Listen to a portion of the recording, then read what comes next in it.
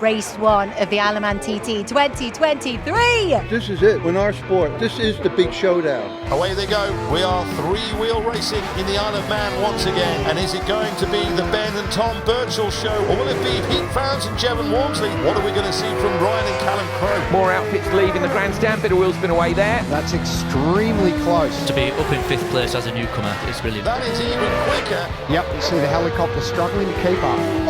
Fowles and Walmsley. Gaggle of outfits coming up the mountain. Super hard to pass here. They're not scared of jumping that outfit, that is for sure. Continuous pry, the throttle hard on the exit there. Have a look at this. Now they've done it. They've broken the 120 mark on lap 2. Absolutely incredible. We have witnessed history at the Isle of Man once again. They take the checkered flag. And they are raised, and rightly so. What a performance from Ben and Tom Birchall. Everything were right, Tom were perfect. 100 years of cycle racing. What a ride, it was something else. We made up with the second lap, we broke the 119. Let's see if we can go a bit more in the next race, eh? Never really thought that I'd ever turn right into this part firmly again. We're so happy. What a way to celebrate the centenary. If TTs were meant to be easy, everyone would have a go at doing it, wouldn't they? Road racing is far more exhilarating, pumps the old adrenaline up massively. This thing hits the bumps. I mean, your chin takes a pounding, your body takes a pounding. I think I'm built for the bumps. Okay, what are you giving here? Got to try. This TT, isn't it? That's what we expect. It is what it is now. 3 laps today. Just get a finish, get home, have a beer. Battle against the course, battle against yourself. It's what a TT's about, isn't it? Just glad to be here in the 100th anniversary. And away we go. Look at the speed. That looks far from comfortable. Absolutely tied in a knot in that sidecar outfit, trying to hide from the wind. Very exciting young pairing. This is that wheel spin as they come out of Quarter Bridge there. On it. Just look at this. Taking an absolute battering. Yeah, they're not going to back off to the end. They've got to keep the pressure on the Birchalls. Through the timing beam, they've broken their own lap record. Look at this. Oh, look at the speed. Unreal. Heart's pounding now. It's hard work, we all know that. Obviously, it's completely different around here. There's officially 2 pensioners on this bike. I just hang on to him, to be fair. I've just done my fastest ever lap. Driver's up for it and I'm up for it, so hopefully we can push on a bit more. So impressive. Oh, look at them go. Tucking in now and up through the gears. It's an absolutely epic performance from Ben and Tom Birchall. Their 11th TT win in a row, a total of 14. Wow, what a phenomenal TT. To do 120 lap at 100 years, to come away with 2 wins, mega. Shame on the top step, but 120 is a bonus in it. To get 3rd out of the week we've had, couldn't ask for anything else. We managed to do a 120, so next year's got to be 121, hasn't it? It's been a bit wild at the end here, hasn't it? Huh? Yeah. It's going to make TT 2024 something to behold. Welcome to race day 2 for the 3WHEELING.media Sidecars at the Alaman TT 2024. The sun is shining, the wind is picking up, but I think conditions out there are going to be pretty special and delivering a pretty fantastic race. Unfortunately today we do only have a 2-lap race, but at least we still have a race because the conditions this week with the weather have been kind of challenging for everyone, for the solos and the 3 wheels. So we can't wait to get racing and then of course give those all anticipated and very eager competitors their trophies at the end of today. So I have the great Jack Laidlow here. You've been seeing lots of him online. He's been giving you those daily downloads. And we're just going to have a quick check-in and then I will take you into the holding area and the build-up to today's final race. So Jack, race 2 is almost upon us. It's so exciting to see what these guys are going to deliver. It's only 2 laps, but there's still going to be plenty of entertainment coming out of those 2 laps, isn't there? Absolutely. I'm really excited once again to see this race. You've got Ben Birchall and Kevin Russo, they are back at it. So the podium, 110, it's all up for contention. No one's guaranteed to get up there. It could be anyone's once again. And there's been some, like we had the shakedown on Tuesday night and there was a few problems. Dave Molyneux, he's been plagued with problems this fortnight, hasn't he? But he had another problem then and he's back out again. Lee Crawford again, he had another engine issue and he's been flat out. He had to go back to Evesham to pick up an engine and then he's just come back on a ferry this morning and put it in. He's managed to make scrutineering and it's been good to see them out here. But I tell you what a race we're going to have today. What do you think about the Crows and Ben and Kevin then? So the Crows, it was just amazing to watch them take their first win here at the TT, being Manx boys on this Manx world famous TT course. The Birchalls though, Ben and Kevin are hungry. We saw their lap times that they've achieved before they had their little off. So it's going to be really exciting and it's going to be a hard one to call, I think. absolutely hard on the court. I mean, the Crows just seem to be on that next level at the moment. But we've never really seen Ben and Kevin like wound up yet. We've never really seen them go out and have a proper lap in anger, if you like. During the practice week, they're just sort of building up and building up and building up. And then, unfortunately, when they had that off, it seemed to be the lap that they were really pushing for a really, really good time. So it'll be really interesting to see what they can do today. But yeah, them Crow boys, they did an amazing performance on Saturday. I'm sure they'll be itching to recreate that. And then the Founders as well, they're all ready to go as well. It'd be fantastic. And what about these conditions then? So the sun's shining, it is windy once again, but I tell you what, I think they're used to racing in this wind and being out there on the course with these challenging wind conditions. But it's dry at least. Having a conversation and chatting to some of the marshals and checking in to see how the track is apparently looking, it seems to be dry in almost all of the course, so it's looking good for them, really. Yeah, well, I mean, just through the fact that it's at 10:30 in the morning, there will be a couple of dewy, slightly damp patches out and about, but it's perfect, really. It's hot, it's a bit windy, it'll be tremendous racing conditions, really. The mountain, once again, Windy Corner's called Windy Corner for a reason. But yeah, no, it'll be fantastic. And besides those front runners that we've all been talking about, who are you keeping your eye on to see what they can maybe deliver today? Well, I mean, them newcomers, what a year it is for newcomers. They've been so fast. Look at Todd Ellis and Emmanuel Clement. I think they're the fastest ever newcomer pairing here at the TT. And then I can't wait to see what they do today. They've tried so hard. It's been fantastic. Of course, you've got the Flying Dutchman as well. We got Cronenberg and Jermaine Van Meedigo. They've been having a really strong performance. And Bob Dawson and Matty Sims as well. They are 107 mile an hour. That's brilliant. I'm sure they'll be itching to up that today. We checked in with them before, and it was they seemed very keen. A little bit nervous, but very keen for today. And they're also loving it, aren't they? There's no everyone's so grateful to be here. Everyone's loving the process. I know there's been changes, but every single one on that grid is excited and grateful to be here and just can't get going again, can they? No, they just love riding their bike, and they love riding their bike at one of the greatest places in the world.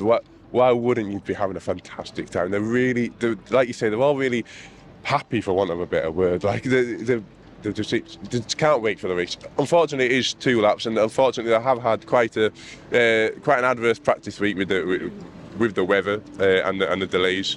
But you know, today's Thursday. Today's a different day, let's have it, you know what I mean? We got Emmanuel's mum just sat there behind us.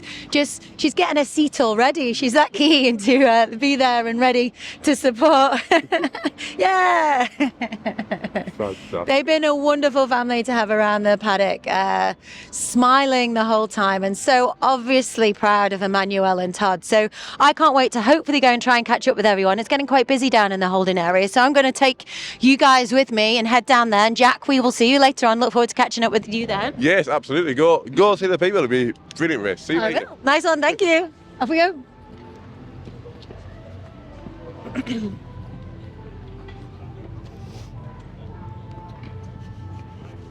Good morning.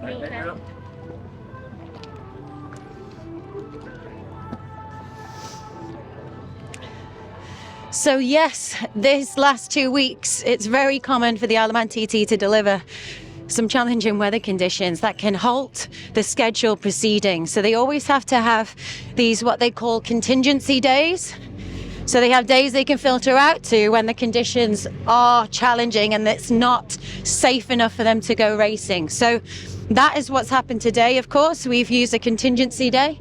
They've moved us to today, which is great because some of the sidecar teams are actually having to leave to go racing in the UK later on today. So they have to get back on the boat, get themselves over to the mainland and ready and raring to go racing again, but over there in the UK. So the organisers have managed to set the schedule for today to fit the sidecars in and we can get this race 2 going. So we have, of course, walking behind Jake Roberts here and his fiancée Abby Taylor. Jake is, of course, one of our newcomers on with Molly and it's been doing pretty fantastic. They've been a great pairing. Good morning. There's so much more to come from them.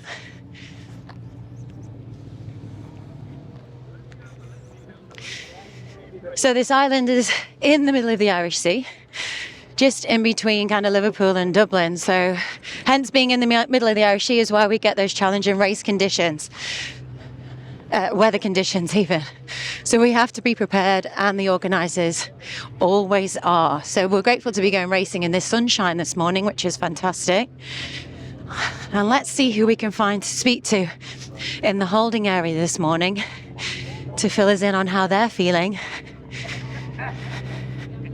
and their hopes for the 3WHEELING.media Race 2 at the Isle of Man TT 2024.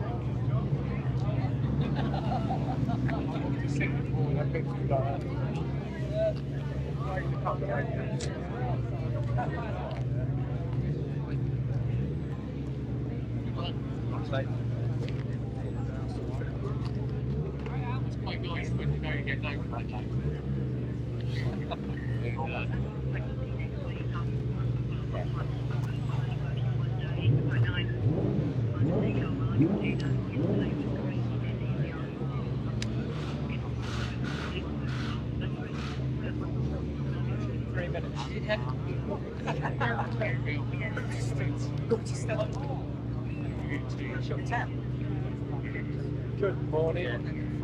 Morning. Good morning. Sorry. So, you okay? Yeah, you? Yeah.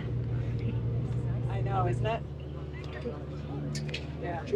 Oh, goodness.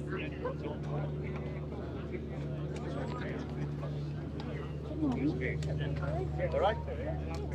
Do you mind me doing a quick chat with you? Well, no problem. That's what you're asking. You're asking. Oh, nothing. Just how you feeling? Sunshine. Yeah. You go racing. Ah, go on then. Great pairing, etc., etc. Okay.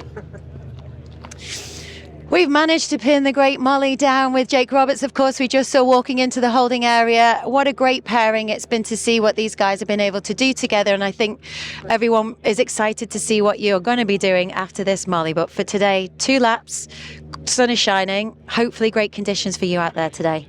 Yeah, hopefully. I think we've been moved to the start of the programme to clear the road, to be perfectly honest.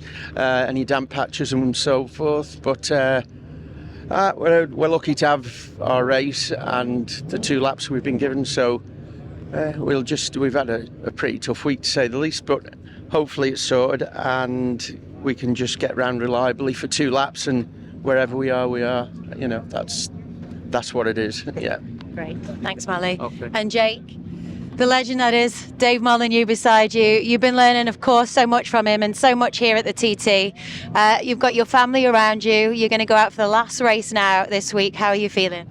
Good. It's bittersweet, really, because it's like your last 2 laps before you got to wait like a year again then, isn't it? So just going to go out and enjoy it, really. And yeah, like Dave said, whatever happens, happens. But yeah, just go out and enjoy some nice fast laps around here. All right. Well, listen, guys, good luck and thanks so much. Thank you.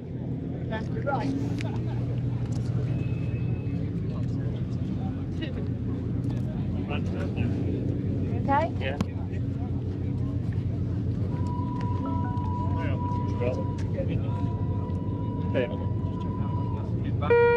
Attention pilot, that's the second race signal for the 3WHEELING.media Sidecar TT Race 2, due to start at 10:30. Control out.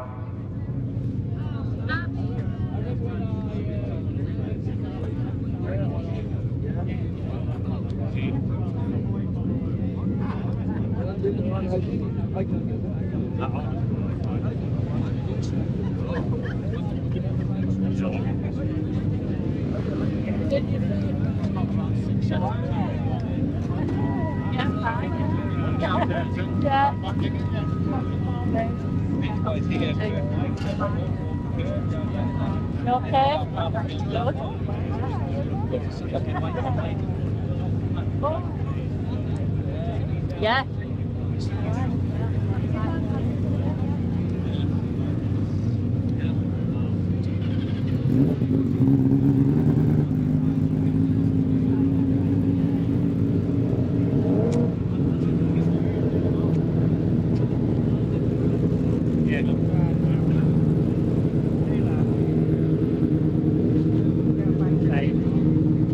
And then go short circuit race in the 2 weeks ankle season. Far less stress.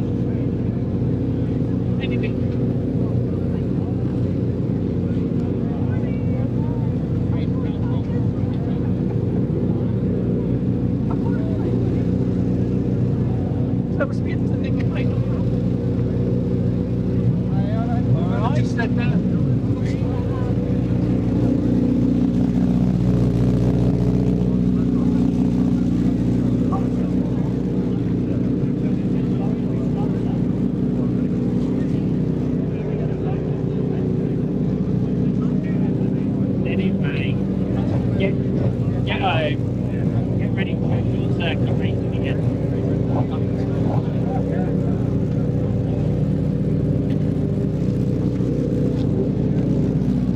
Anto, you're looking gorgeous as ever. Morning, how are you? Great, how are you doing? I'm alright, I'm feeling good, yeah. A little bit nervous now, but I think it's normal, isn't it, at this stage? Yeah, of course it is. Nerves, excitement, same. Oh no, I'm more excited now, I think, for getting a race. Might have been a little bit of arsing around this week with this weather and stuff like that, no, but I'm happy to get out. Good. And it's 2 laps, but it's great to be going out in the sunshine and going out a little bit earlier in the day. Oh yeah, no, I'm excited. I don't think we've actually been out this early at all. No. So, oh yeah, weather's good, feeling good, bike's going good. I hope Derek's good. No, we'll see how we get on. 2 laps is, I'd like the 3 lap race, like, but obviously you can't help with the weather and situations like that, like, but sure, we'll see how we go. 2 laps, a bit easier on me. Yeah. So, yeah, we'll suck it and see. Enjoy. Thanks so much. Thank you.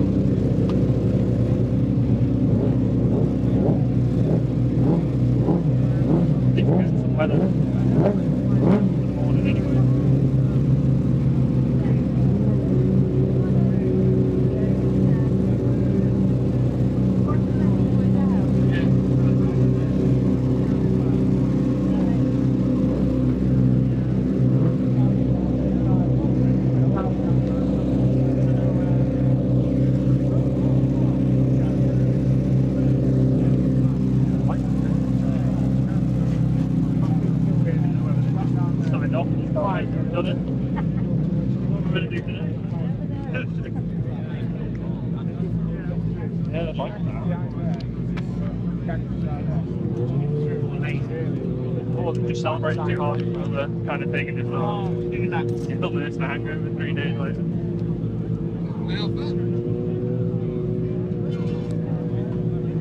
So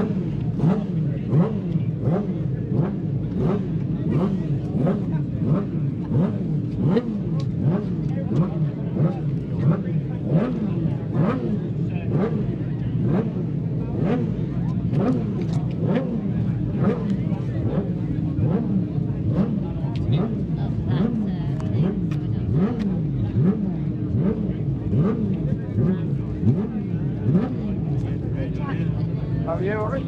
Hey, you doing all right? Yeah, okay. It's Mr. Michael Russell, everyone.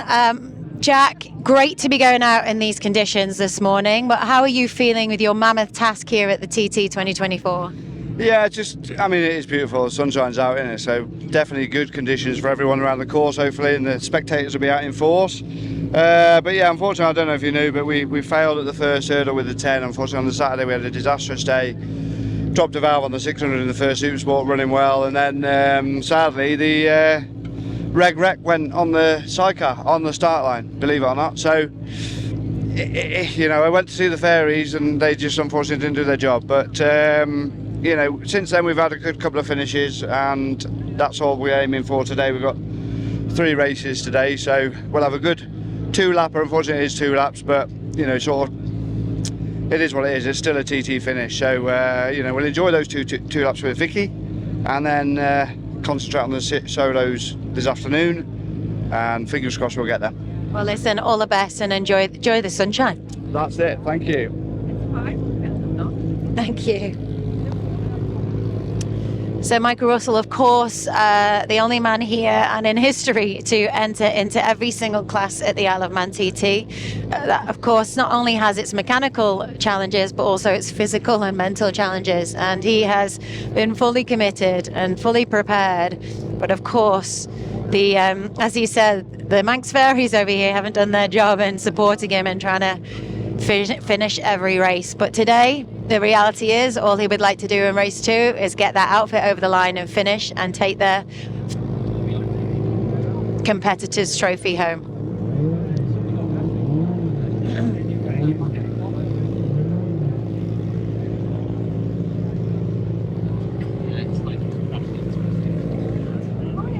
Good morning. How are you? I'm good. How are you? Yeah, come in. Dave? Mr. Bob Dawson, newcomer. Jack and I have just been chatting about you and Matty, how great the newcomers have been doing and how good you guys have been doing as a pairing here as well this year. Oh, thank you. Yeah. Not doing too bad. But just feels ages ago since we were out on the bike now. And obviously Saturday, the first race, was getting on for a week ago, wasn't it, really? But yeah, so bit early, nice and sunny, but it's just a nice ride in the country, isn't it? It is. Nice way to think about it. And realistic goals for today for you? So I've been doing my homework, and there's a few places that in my head I think we can push on, but I was chatting to Jack earlier and I likened it to like a fly-by-wire throttle. Like in your head you're thinking, oh yeah, we'll do it flat through here, and it's whether your hand does it or not. So we'll see. There's a few places we think we can push on and go a bit better, but I'm sure everybody else is probably thinking the same. And there's 2 laps as well, so we should be able to push a bit harder on the first lap, so we haven't got as much fuel on. Okay. So yeah, it'll be interesting, but I'm sure everyone else has got a few little tricks up the sleeves as well. Well, listen, enjoy it and all the best. Excellent. Thank you. Cheers. Cheers. Hi. Just gonna take a picture of you, gorgeous. Attention paddock, that's the 3rd race signal for the 3WHEELING.media Sidecar TT Race 2, due to start at 10:30. Can we invite numbers 1 to 20 up onto the start line, please? Control out.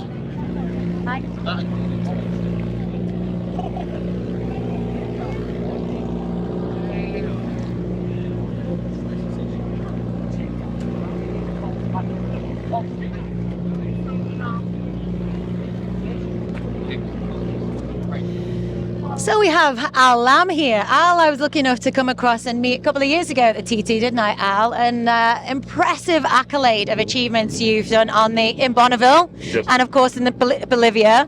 You have Dallas Honda, and you love coming to TT, and I love how much you've achieved yourself with regards to records, everything that you have on your CV. But you come here, and your mind is still blown at the Isle of Man TT. Oh, these guys are amazing. You know, you watch what they're doing. The course, the people, everything here is it's amazing to come to. I wish it was this way all around the world. And what about these sidecars then? Like, Have you ever had a taxi ride in a sidecar? No, I haven't had a taxi ride. I would do it. Yeah. I would do it, but yeah, those guys they're tough. Yeah. They're real tough. And where have you been watching?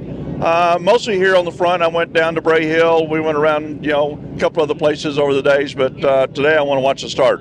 Great. Well, listen, have a great time at the TT. It's great to have you back here, and enjoy the sidecars. It's always good to be here, and I'm very anxious to watch this race. Wonderful. Will you join me doing a three-wheeling?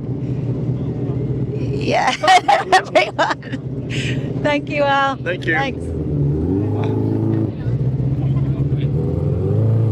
Yeah. All right. Chris, Who what are am you I? doing? Where are you on the, should we walk and talk? I think you might be at a time frame. Okay. How are you doing? All right. Yeah, I'm all ready. Good. Oh, it's a big one here. Here. It is. It Yeah. is. Yeah. Well, I don't want to make any predictions here. No. Yeah. But we're on the way out, so let's go. Let's go out. Awesome. Okay. Well, Yeah. let's go.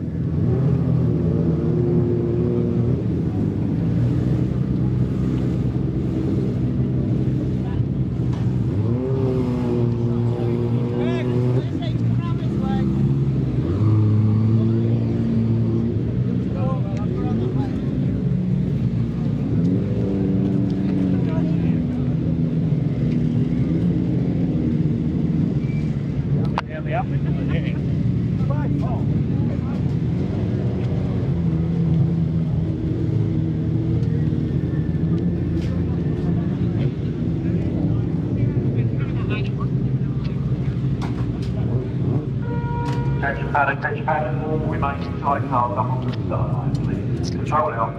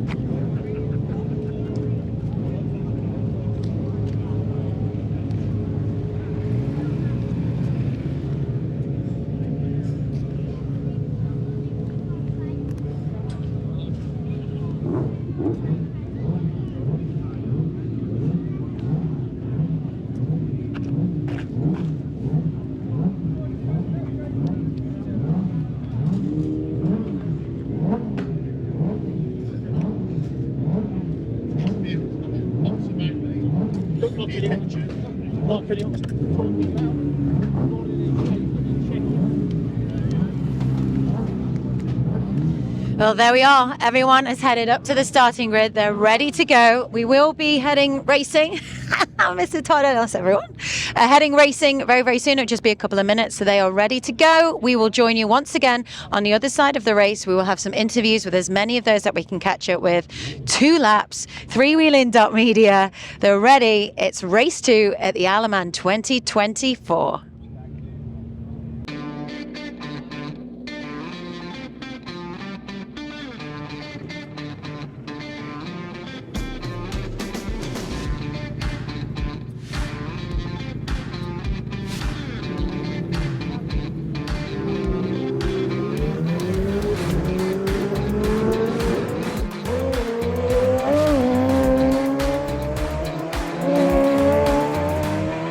Yeah, I'm John Saunders, and this is my son James Saunders, and we're from Leeds in Yorkshire. You've raced this a lot. Yeah, since 2003 I've been racing around here now, yeah. Yeah. And so how are you doing? Now here you're doing big things with your racing across, huh? Yeah, not too bad. Started driving a year ago, last year. Yeah. So moved up to the FSRA this year. And yeah, it's getting quicker every time. So that's the aim.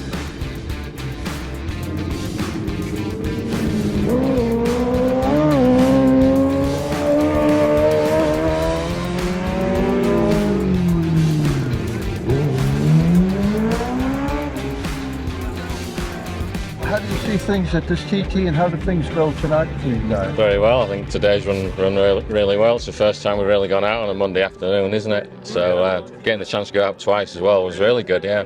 Yeah, I've just done my fastest ever lap, so I'm happy. Fantastic. So yeah, all good. And how? What was that now? 108.8. Ooh, that's that is moving, huh? Okay, I mean, you're yeah. getting up to the big serious numbers, huh? It's not bad, yeah. That's not bad at all, yeah. Yeah. We'll have that one. Oh yeah, that's a good one there. You think you squeeze a bit more up, you think? Yeah, hopefully, yeah. Yeah. It's a good start to the week. Yeah. Well, the weather's good. I guess conditions were really good up there, eh? Conditions are perfect, yeah. Yeah, just a few flies out here and there, but otherwise that's everything's brilliant, yeah. Really good. How's the bike feeling? Great, yeah. A few little tweaks to do, and I think as the week progresses, see if we can get it to handle a little bit better than it is.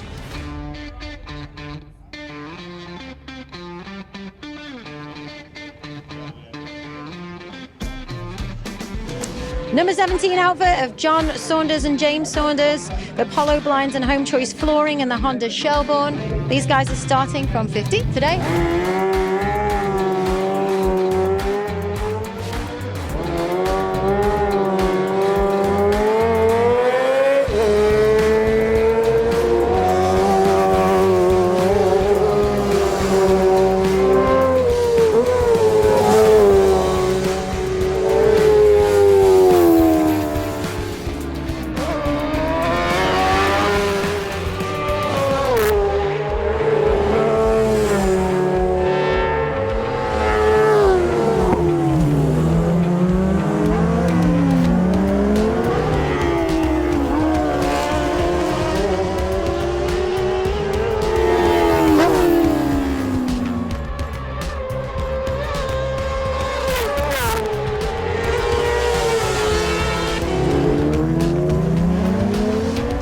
Place we have John Saunders and James Saunders. Come on, James, well done, guys.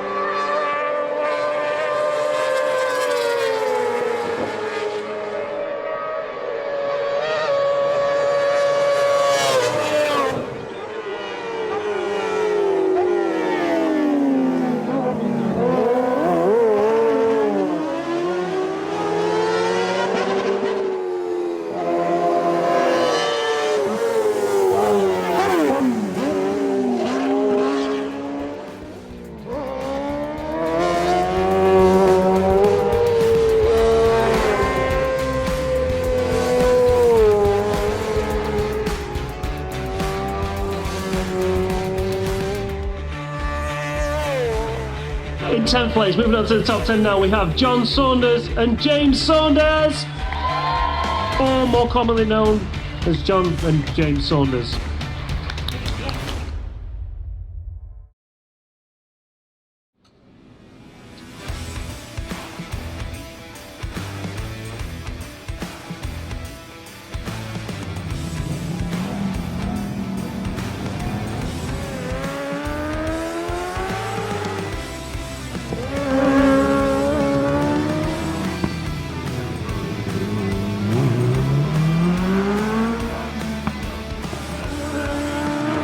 How do you see things now with Wayne? All good, yeah. Now, went out, did the sighting lap on Monday, went out for the time practice, did a lap, and then had a bit of an electrical issue, so they pulled in at Union Mills pub, got it back to the paddock, and we've found it now and hopefully sorted it, so fingers crossed. We had a particularly bad year last year, but hopefully we've turned it around. Well, we thought we had at the start of the year, where we have short circuit wise, and you know, hopefully tonight they're going to take it out for one lap, get some data back out of the Motec, and then sort it out for the rest of the week. Get 2 laps in Thursday, 2 laps in Friday, and race away Saturday. He's in the chair, he's loving it. He's got the bit in between his teeth he wants to get going. Oh yeah. And hopefully get a good 5 laps under his belt before the race. And you know, they weren't too shabby, just shy of 106 on a standing start lap first night of practice. So that'd go up to 109 on a flyer. So yeah, the potential's there. Just gotta hope the electrical issue doesn't niggle us again. Number 18 of Wayne Lockie and Matthew Rostron of the Dirty Weekender Vans Nitron Honda LCR, starting from 16.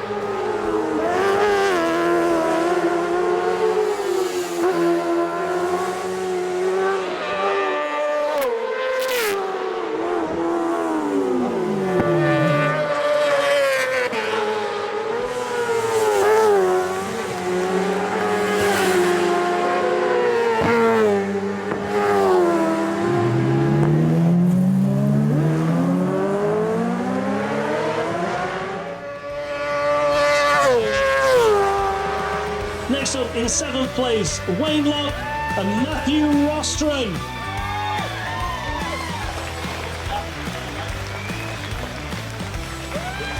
For the guys.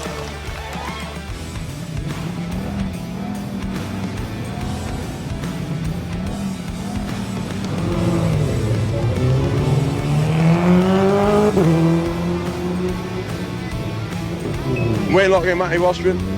Of course, there's no times put out from this practice session. However, in the race, there were 4 fastest through Sulby speed trap with 147.7 mile an hour, which is some fair pace. How did that lap feel then? Yeah, it was faster than we thought, but well, we were just trying different gearing, and it seems better, and the driver's still happy. So, yeah. And he's quite hard to please. So we're looking forward to the race now. Yeah, fantastic. Well, on the race, you were 4 fastest through Sulby speed trap. Yeah, I wouldn't say we were one of the lightest teams in the paddock, but she definitely goes well.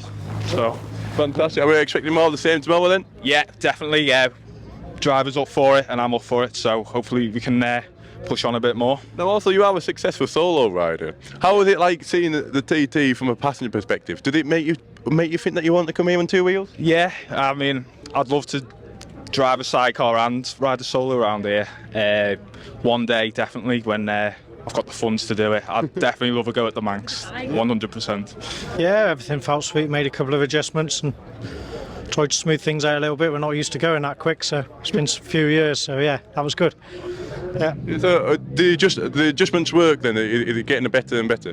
Yeah, there's advantages and disadvantages, so you have to, equate what's working right. Go back and have a look at the data and make our minds up. Oh, fantastic. And just saying before, you had a great race on Saturday. Is it more the same tomorrow? Get what you're giving here. Got to try. How many TTs have you two done together now? Because you don't race that commonly on the domestic scene, do you? No, it's our second year here together. We had a lot of trouble last year, so it was hard to say that we actually it doesn't kind of feel like I've had the full experience with Wayne yet, but I think we're getting there now, so hopefully we can push on a bit more. The last race of the fortnight tomorrow, can you believe it's over already? It's gone quick, but it feels like I've been here about 2 years, I think, by now. But I can't wait to get going tomorrow, definitely.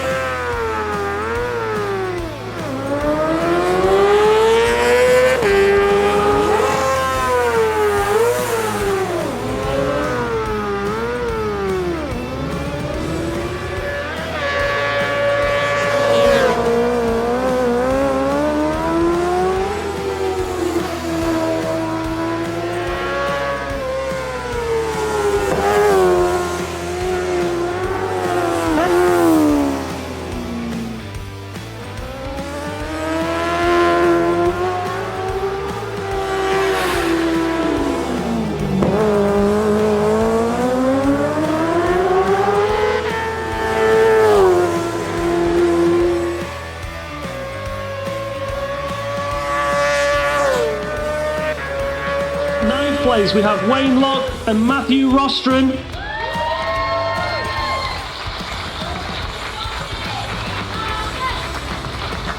Well done, guys.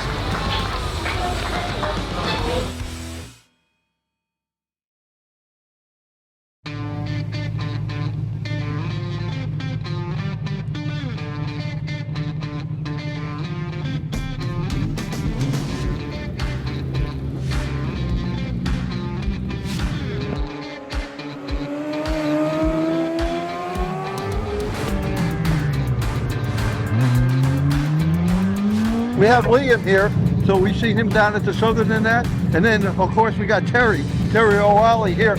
We know you had problems out there in Ireland, you know, with your racing, with all the insurance issues and that. So everything's been cut back. So we're giving you guys, we're trying to give you guys extra coverage, right? Oh, that's great. And to all of our fans, all the Irish, right? You all cheer these guys on, eh? Oh, yeah. Yeah. And surely you'll have us out for a night out or something, will you? Oh, yeah. Out over the 2 weeks. Oh, yeah, you guys come out and see my party.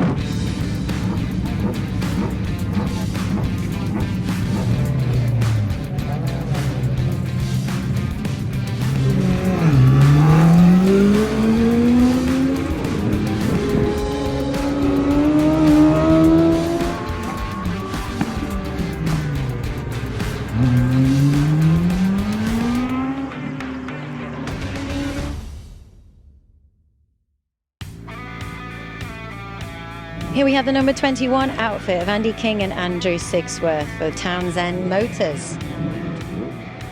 And so many TTs now you've been with us. This is only my second one. Oh, the second one? I've been floating around in the paddock for years, but it's only the second time I'm competing.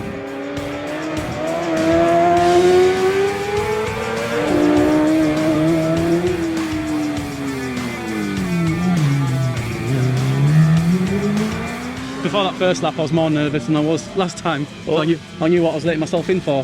Oh. But no, after that first lap, shook off the cobwebs and good to go. Yeah. We got old Andy back here. You know, Andy King. Yeah. He's the king. I think he might be the king of entries to the Isle of Man here. He's done a lot of them, right, Andy? Yeah. He's been here a while. Oh yeah.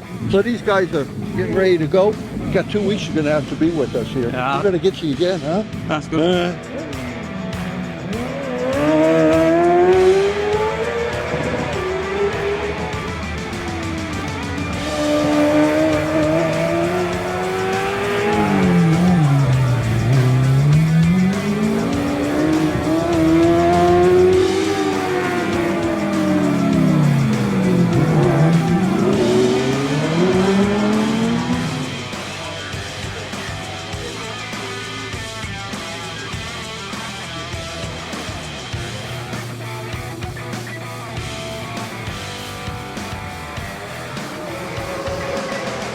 Outfit of Andy King and Andy Sixworth. And number 21 outfit is starting at 19th.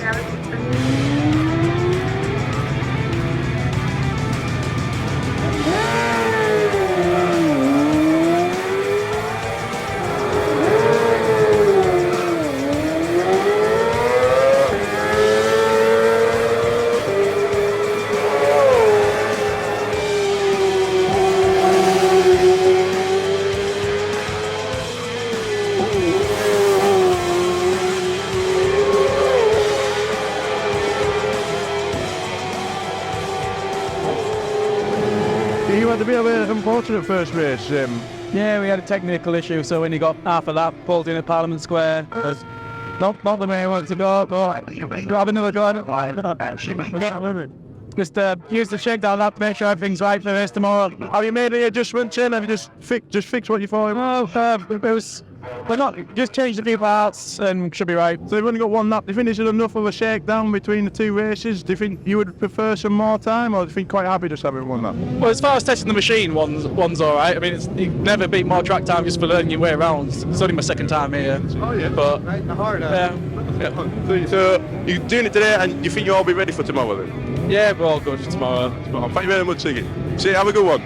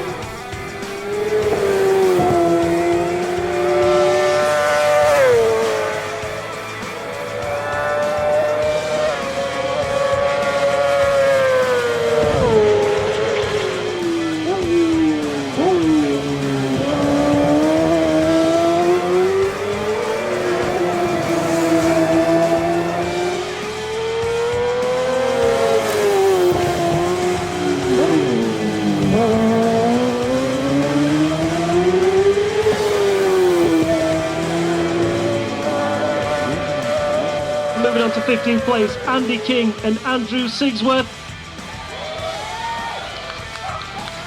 Well done, guys. Well done.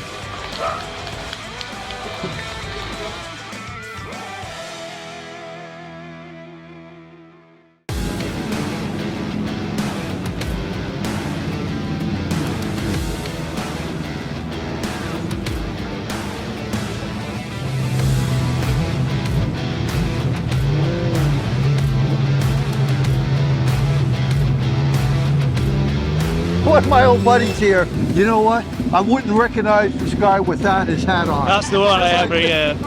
Did it last year, yeah, this year I'm looking forward to getting back out again at it. Had to go at the Classic, but unfortunately my driver had bust knee, so we didn't get to finish that. But yeah, looking forward to doing this year. So who's your driver now? Rob Hancock. We are number 22. And everything okay? How's it so far? The few laps you've done? All right. Well, we haven't actually finished the lap yet. We brought down in Parliament Square yesterday on the first one. All right. But we'll try today.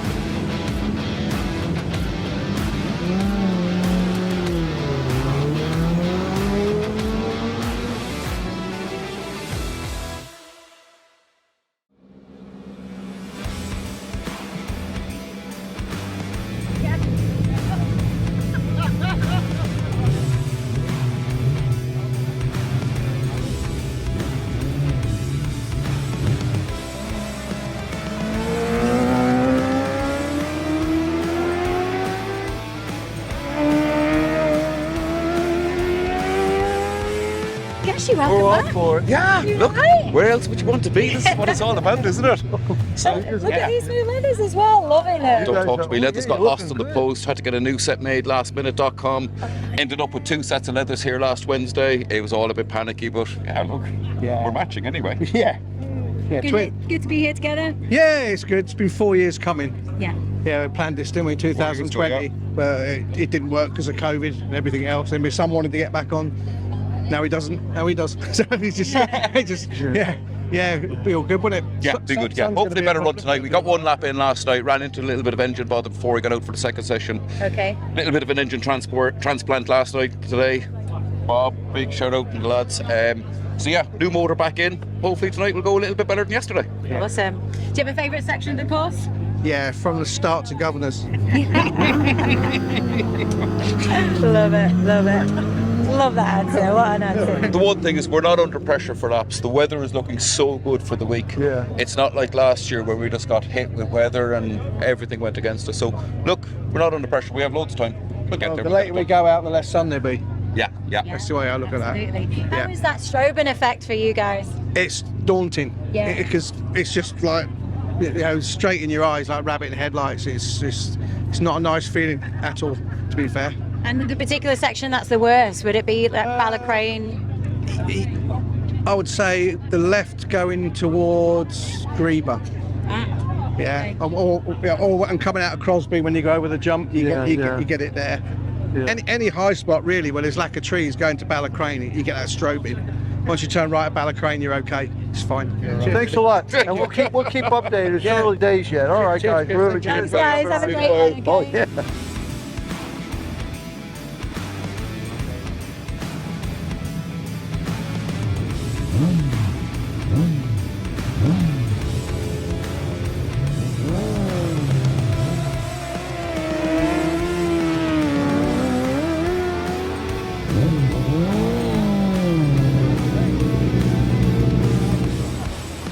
So, Gashy, just before you went out, you were giving me an update about your engine situation. So just fill everybody in and tell me what's been going on. We had gone through 3 engines trying to do 3 laps. Got a lap on Monday, engine blew up coming across the line. Put in a lap Monday night, the lads put in an engine Monday night. That was useless. We put in an engine yesterday, we dropped a valve at K3. So tonight's the first night that we strung 2 laps together, and yeah, real happy. We're rusty, but we're getting there. We're behind the laps, but we're getting there. We're getting there. Great. So tomorrow's session, what are you hoping for? We'll have to string another 2 together. Sure. Just to get bike fit and up to scratch. I was getting a bit sloppy on the tray, definitely towards the end of that lap. So need to get another 2. We need to get a flying lap in tomorrow after our first lap, just to get our minds up to speed and get ourselves up to speed. But yeah, chuffed out, really happy. Made up for you. Brilliant. Thanks, Andy. Thanks for chatting to us.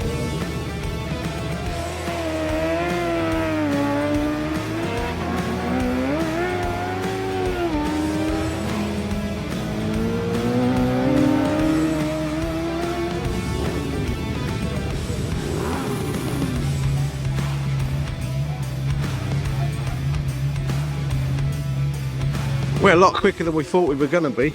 Yeah. Managed to qualify yesterday, according to the results. So just see how it goes now. Yeah, beautiful.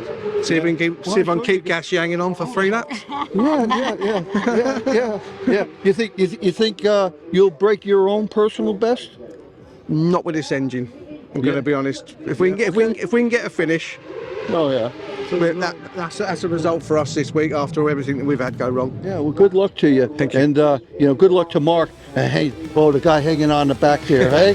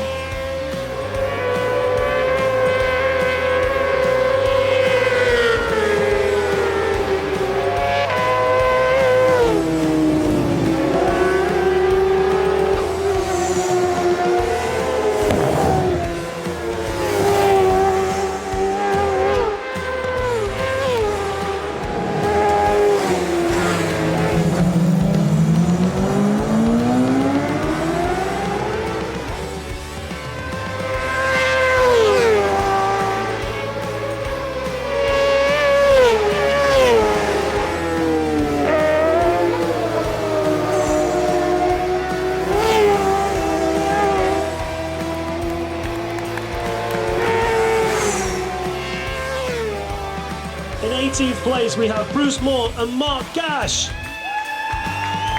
The fan club's in. Well done, guys.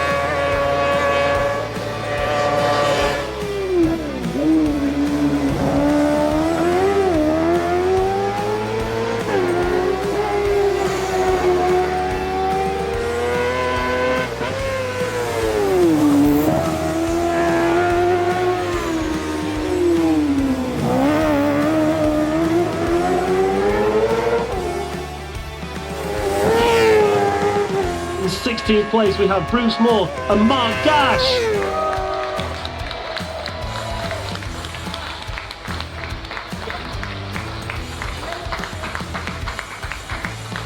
Well done, gents.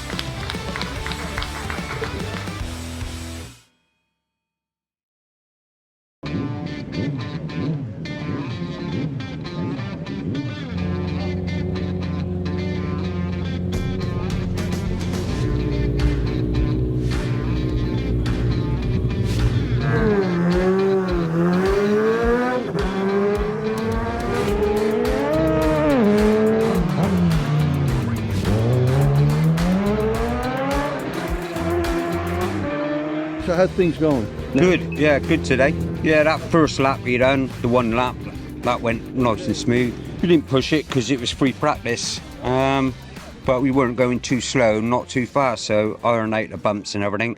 We had one little alteration to do on the outfit when we come in. Went out again, first lap, felt good, felt like we were quick. And then second lap, we got a little issue with the gear change, but slowed us down a bit, made it a bit more bumpy in some places. But we got round, so 3 laps under, rest of the week to build on that. We'll take that, right? And we got plenty of good weather, so you guys should get plenty of laps. Let's hope so this year, as opposed to last year. Oh, yeah. That was a nightmare.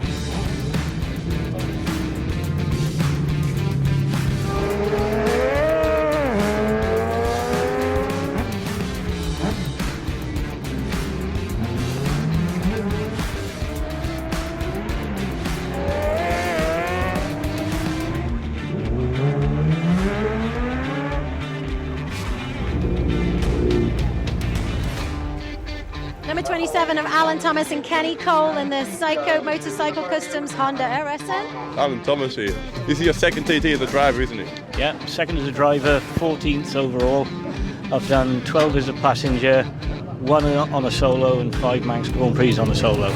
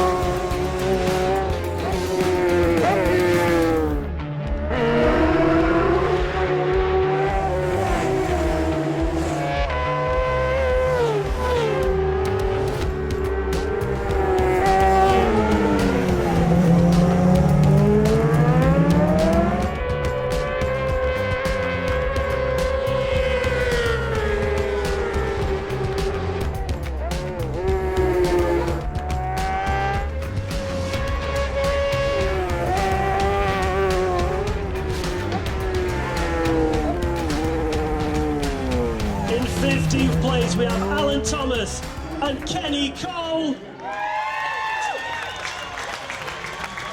Well done, guys.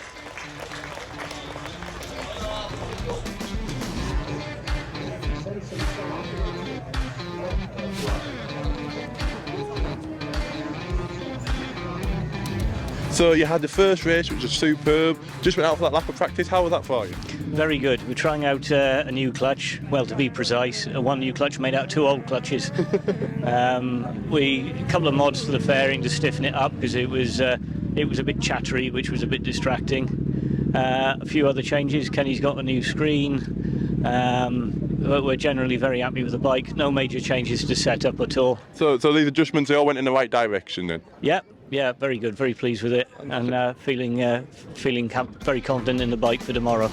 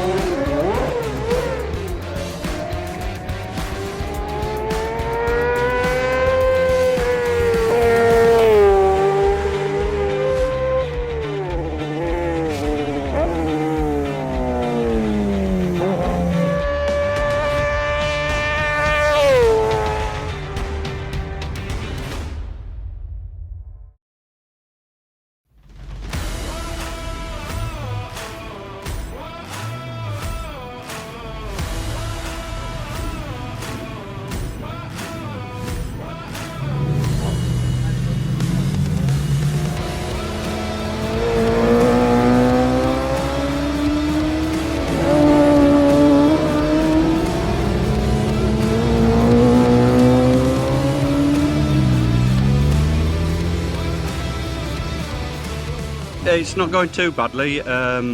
Managed to get 3 laps out yesterday, and although the brakes were a bit iffy in the practice in a qualifying session, so we came in after 1 lap, adjusted the brake pedal, but there's still a bit of problem, so we bled them again last night. It seemed to be on fire tonight, so we were stopping where we needed to stop, Chris, so it was all good. Yeah, and the accelerator was working well, so I think we're slightly slower than last night, but hey, we're round. How are things now? Been okay. We had a little issue last night, so we didn't go out.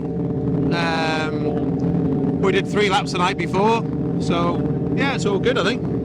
A few issues with the brakes and things, but I think we've got there now, so we'll have a go. And the bike's feeling good? Yeah, made a few changes, but yeah, it's all good, you know. It's got a handlebar and 3 wheels, so we just ride it. It doesn't matter whether it's here or there, we just enjoy riding, so that's what we'll do.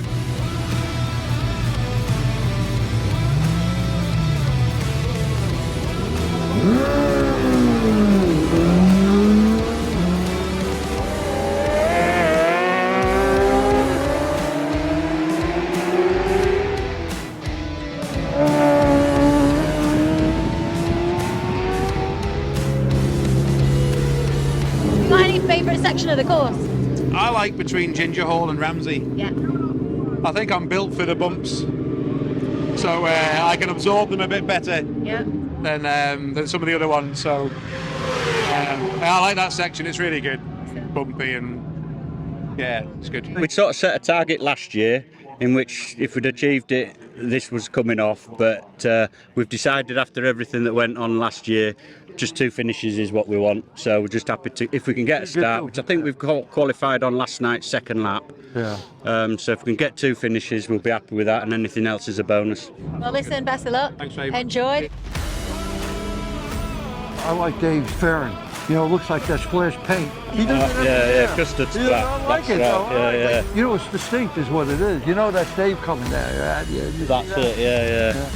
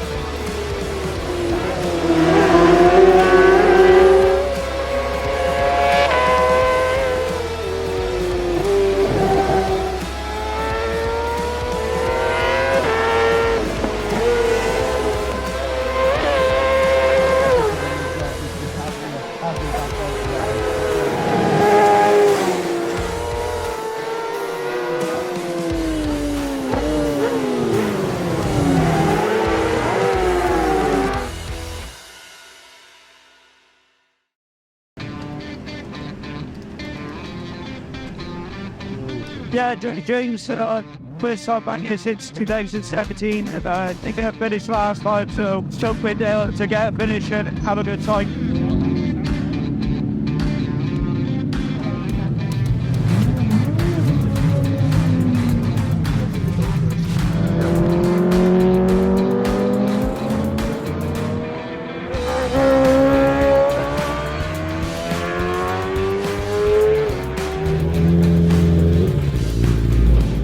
We're not doing too good at the minute. We've had problem with the fuel pressure, and we might have cured it today. We're just going to have an easy lap now, because it's going to have to be mapped when I come back in, you know. So see how it goes tonight. I'm just going to steady away, and we've altered all the suspension as well, the ride height and everything on it. So just going to see how it goes. We're up well off the pace at the minute. We've not had a good run. Well, you need a top end on the mountain and everything. It's been sluggish, and we've only found the problem today. Did you say it was the ignition mapping? No, it's not the mapping. It's been the fuel pressure dropping off the main pump in the tank. So we've got sourced a new pump today and we put it in. So we're just going to give that a whirl, see what happens.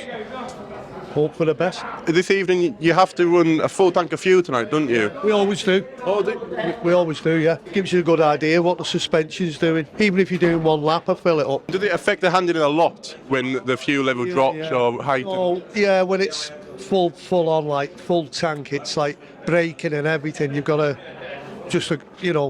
you've just got to accommodate for all that, like just brake a bit early and all that, change down, and then as it gets lighter, you can crack on. John, you're quite a veteran at the TT now. Which TT is this for you? Can't remember. Well, it looks like your bike's just about to go through. Have we passed? Yes, that's fine. Yeah, absolutely good for going. Oh, terrific then. Right. Well, have a good one tonight, John. How are you feeling now? Excited to get another lap done and a bit more practice on the circuit. Build my confidence, ready for the race. Absolutely. So how many TT have you done now, Jody? It's only my second one. Second one? Yeah. John, how many laps do you need to qualify? I think you need 4 laps to qualify, but you've got to get up to speed. We're not up to speed yet with the issues we've had. So see what happens. Yeah, there are some places that have been resurfaced and probably better than last time I came here. Carrowmore's probably just about as bumpy as I remember it the last time, and it's a bit of a struggle through there. So, as a passenger, where do you get your most rest? Is it when you're leaning out or when you're just tucked in tight to the ball? Most rest for me is probably, Sulby Straight, the Mountain Mile, and coming down to Clan Country Road, because you're just tucked away, out of the wind, resting your arms, ready for the next corners. There's a fair few lefts around here that the drivers go through there in a straight line and you just don't work them. Same with some of the right-handers, really. It's if you're out there in a car, it's a full right corner, but in a sidecar or on a motorbike as well, it's straight line. So yeah, you're not working everywhere. Like a short circuit, you're not working everything.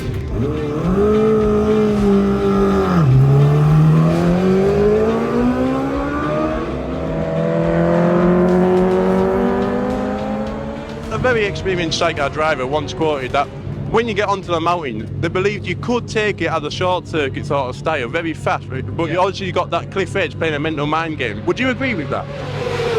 Yeah, the mountain section is very much like a short circuit. You can see everything that's coming. It's nice and wide and open. I really enjoy the mountain section, to be honest. It sounds like I better not disturb you anymore. Have a fantastic race tonight, Jody. And yourself, John. Ta-da. Do you want to see our good luck charm? Okay, go on. This is our good luck charm, look. This is my old dog called Henry. So this is our good luck charm, yeah? Oh, yeah. That's a good lucky, huh? Our golden retriever called Henry. Oh, they're wonderful. Yeah. Been on all the solos, all the sidecars. Give a little kiss for him before he goes out. That's our good luck charm. Good. Good luck, Shay. Yeah. Here we go. Yeah.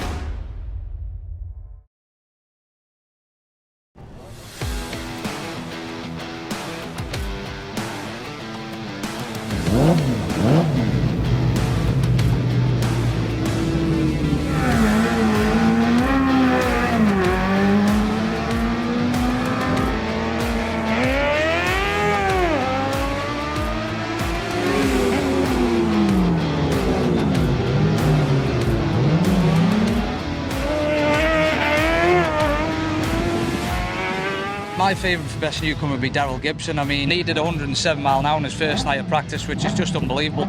Got Tom Christie in the chair, great passenger.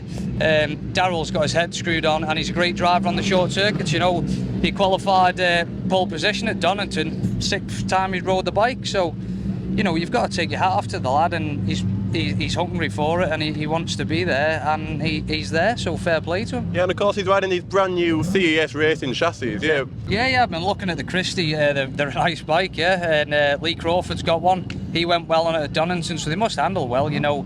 Everybody who seems to have one goes well on them. Don't get me wrong, they're all good riders. Well, everybody's a good rider, otherwise they won't be at that level, but they're proving themselves anyway as a great outfit. We're meant to have 2 bikes here, but I struggle getting a passenger. Oh. So we're just concentrating on Daryl for this event. Okay, is that what it is? Okay. Yeah, on the I new didn't know. CES Yeah. bike from last year. And with Tom Christie in the chair, the lads are doing a good job. Oh, yeah, So yeah. What's your plans for after the TT? What are you planning on doing? Cadwell, Sidecar Revival. Yeah. Who have you got on for that one? Reese. No, not Reese. Oh, yeah, Reese. I haven't Who have I seen got on? Oh, Mark Sayers. He's making a comeback. Yeah. Yeah, yeah. Well, how are you doing now with the first few laps there? You've been all right? All right, yeah, we got 4 laps in yesterday, so it was a good learning experience, and bike felt great. Tom was brilliant, and I felt pretty comfortable straight away. So yeah, okay. We'll just pick it up slowly from here. For the folks that don't remember here, we have Daryl Gibson now. This is his first go at driving at the TT. Yeah, so he's a newcomer as a driver. He's got plenty of experience though as on the side here. Okay, guys. Well, good luck.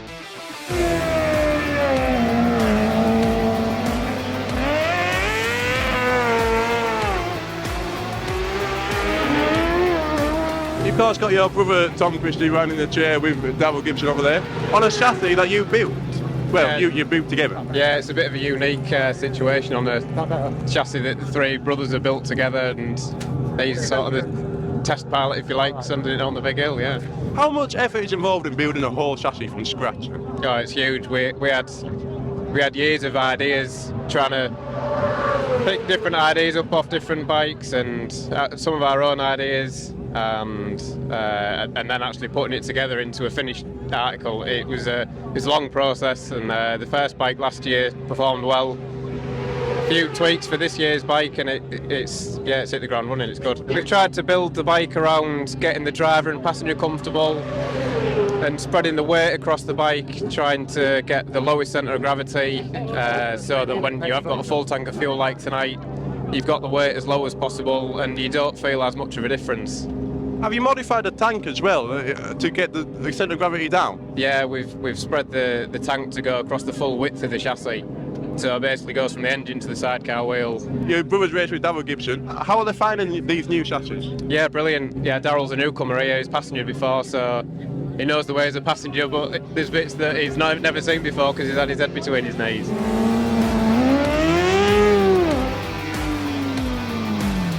It did 109 mile an hour tonight, Does. What do you think about that? No, that was brilliant. Really happy with that. Getting it quicker and quicker every single night, and this is of course in your first year. Yeah, that's what we aim to do. You know, just chip away. We're not looking for massive chunks of time. Just a couple of seconds in each sector, and we'll build up nicely. How are you finding this new bike, this Christie racing chassis? You've been on it for what, nearly a year now, have you? We got it at the beginning of this year. We rode a Christie chassis last year, and that went to Australia.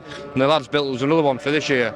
But I've been out maybe 5 weekends so far, so it feels like a glove. And obviously your dad rode the prototype chassis and helped develop that as well, so it's just come absolutely perfect for the Gibson family. Well, that's it. We come with a good base setting, and I ain't had to touch suspension, gearing, anything really, so we've got a good start, and it's all about the riding now. Oh, fantastic. And of course Tom Christie as well on the chair. How's he faring out? He's brilliant. He's one of the best passengers in the world.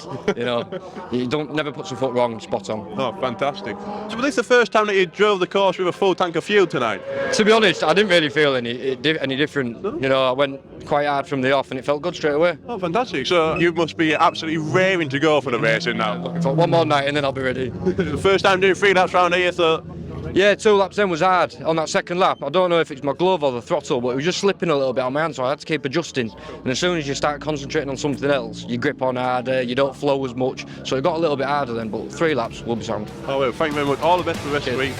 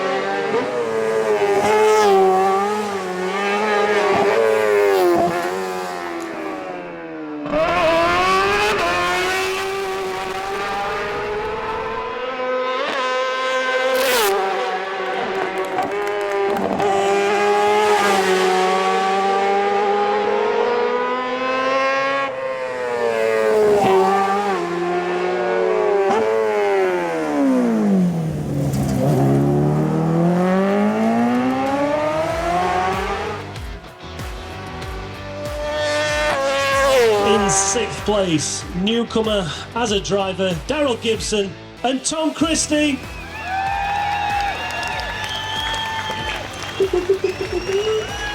Hey, well done, boys. Well done. We didn't come here with any expectations at all, you know, first time coming with great practice week. I think we got 10 laps in practice, which is unheard of for sidecars really, so it was brilliant and it all come together.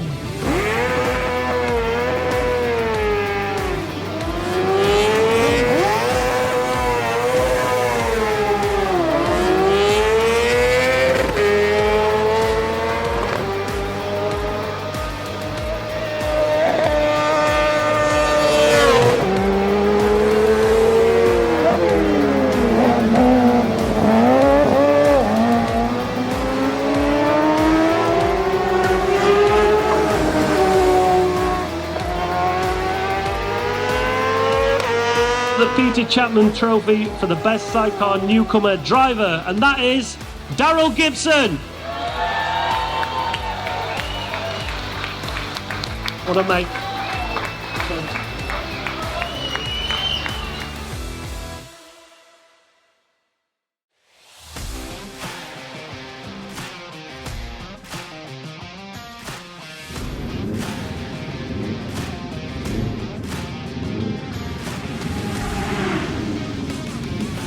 Now we have one of our young stars, Jake Roberts, your first TT, huh? Yeah.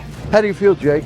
It's going well, to be fair. I was a bit nervous this morning for the newcomer lap, and then we went out on our own then for the first practice lap, and yeah, just getting it home on the bike and learning where we're going a bit. It's weird because you live here, like, but it's completely different when your head's that far off the floor, isn't it? Oh, yeah. That quick. So yeah, it's just trying to take it all in really and get used to it. But we're getting there now. Hoping to go back out now and get two laps in and a flying lap and just pick the speed up a little bit. It's exciting, but it's nervous. Oh, I've yeah. got a smile on my face now, but that feeling inside when someone you love is going down that road, it's really scary. Oh yeah, It's so exciting because it's like something they dream of and you want to be happy for them, but deep down you're like, oh my god, are they okay?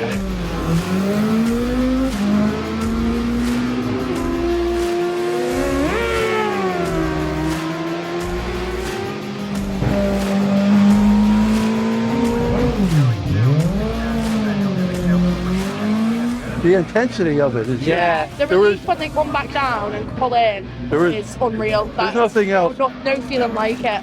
Look, you're on my nails. Oh yeah, look at that. Oh, you got on the pinky there. You got on the pinky. You can't forget one guy. There's a guy actually on the bars driving you. Who's that? Jacko. Oh yeah.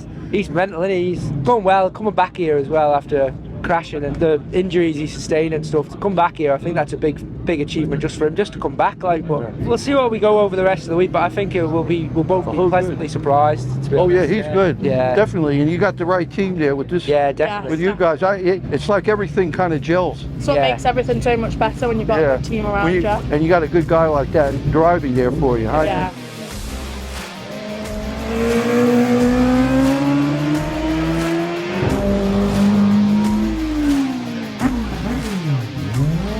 It's good to just get out there and get as many laps in as we could. We got 4 in yesterday, and just to build on it each time, really. I mean, just keep trying to go faster each time. Have you got any idea what's happened to It's just the selector, the gear selector, so hopefully we'll get it sorted and then they can get back out. They had a few issues with this yesterday, didn't they? Yeah, they did. So they changed the engine thinking it was that, but obviously not. So, but it's okay. That's what practice week's for. Absolutely, yeah. Better this week than next week, yeah. Exactly. I think people say it makes a difference living here. I don't think it does. Other than the corners, you know which way the corners go. Other than that, it all looks completely different. I know the course anyway, obviously. I know where it goes, but learning it on the bike's another challenge on that. And I think Mike's trying to get his head back into gear as well. You know, it's a long time to be out, but we're getting there, aren't we? Yeah. Which TT is this for you then, mate? Second. The last one was like 4 years ago, so it's been a while since I've done one. You had a bit of an accident at the last one, Yeah, didn't you? I crashed at Tower Bends and smashed my hand up and lost a few fingers and that, so but at least getting my head back into it, really. Look, have a fantastic fortnight. Number 34 outfit of Mike Jackson and Jake Roberts in the AV Crane and Sons Limited Suzuki DMR, starting from 20th.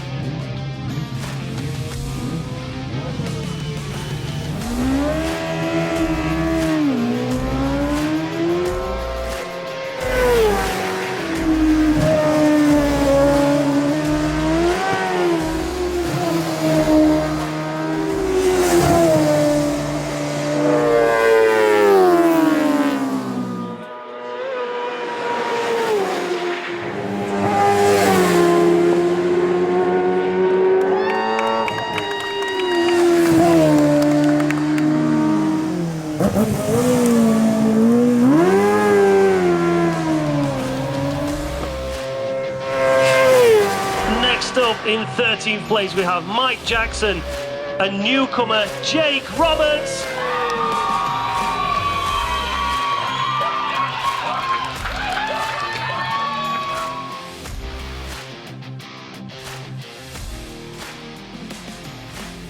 It feels a bit weird. I had 2 days off and you're out every day, and then you got to get back into it. But you know, it was all right, steady enough. Yeah, enjoyed it. Fantastic. How are you finding it, Jay? Yeah, good. Same as what Jacko said, really. You're on it every day for pretty much a week, and then you have a few days off. You go back out, you're like a bit of a shock to the system. You get back into it, like you said. Can you change it to the bike to go out tonight? Nothing, just done oil and filters and then just changed the brake bias a bit. We only had enough fuel for like one lap, so as Jake was saying, it felt a bit twitchy, didn't it? At places was when you go out with a full tank it's obviously whatever, nearly 40 litres on there, so it's I don't know, an extra 35 kilograms. It helps it a bit in places. Must be quite beneficial going out with a bit less fuel though, so you know what it's going to feel like on the last lap of Yeah, of the well, race. that's it, that's why I wanted to do it, because it felt like that on whenever it was Saturday. And yeah, it was all right, we're happy. It's just good to get another lap in for tomorrow then. I'm excited, really excited to do it. I'm also sad it's over. Like, you only get to put levers on one more time, but it soon goes, doesn't it? Like, you think, oh, we've got 2 weeks of racing, but it flies by, doesn't it?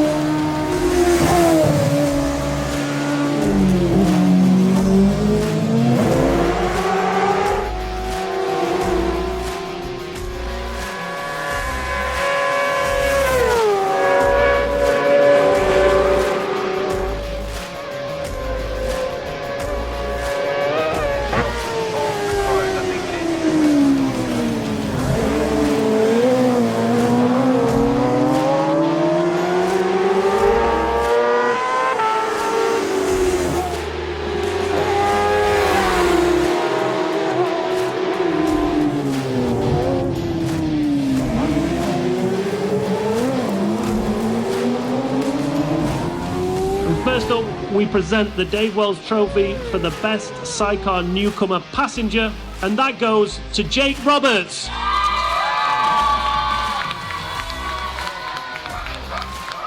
In 13th place, we have Mike Jackson, and that newcomer, Jake Roberts.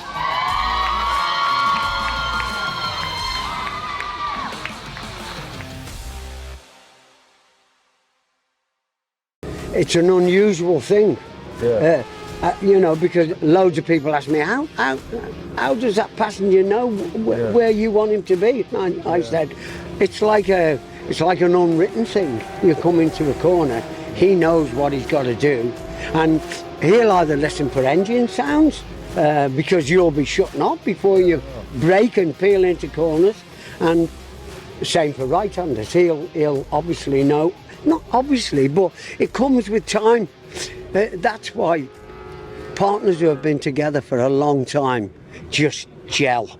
And they don't need to be told what to do. They know what to do. It's like an automatic. It's a strange phenomenon that happens, but it does happen, strangely. So Des, do you think that teamwork, I reckon, it really is amplified with like father and son? You were saying before how you've done father and son, and myself, you know, I've raced with my son, and somehow you get that really closeness. You kind of act as one, don't you? Yeah. And I think exactly. It's developed in the family. You know, the family. It's a really interesting one, that, Noel, because you know, and I absolutely get that, and I think you have a lot more confidence to start as a passenger when you're on with your father, because you've got that appreciation and confidence, you know, in them.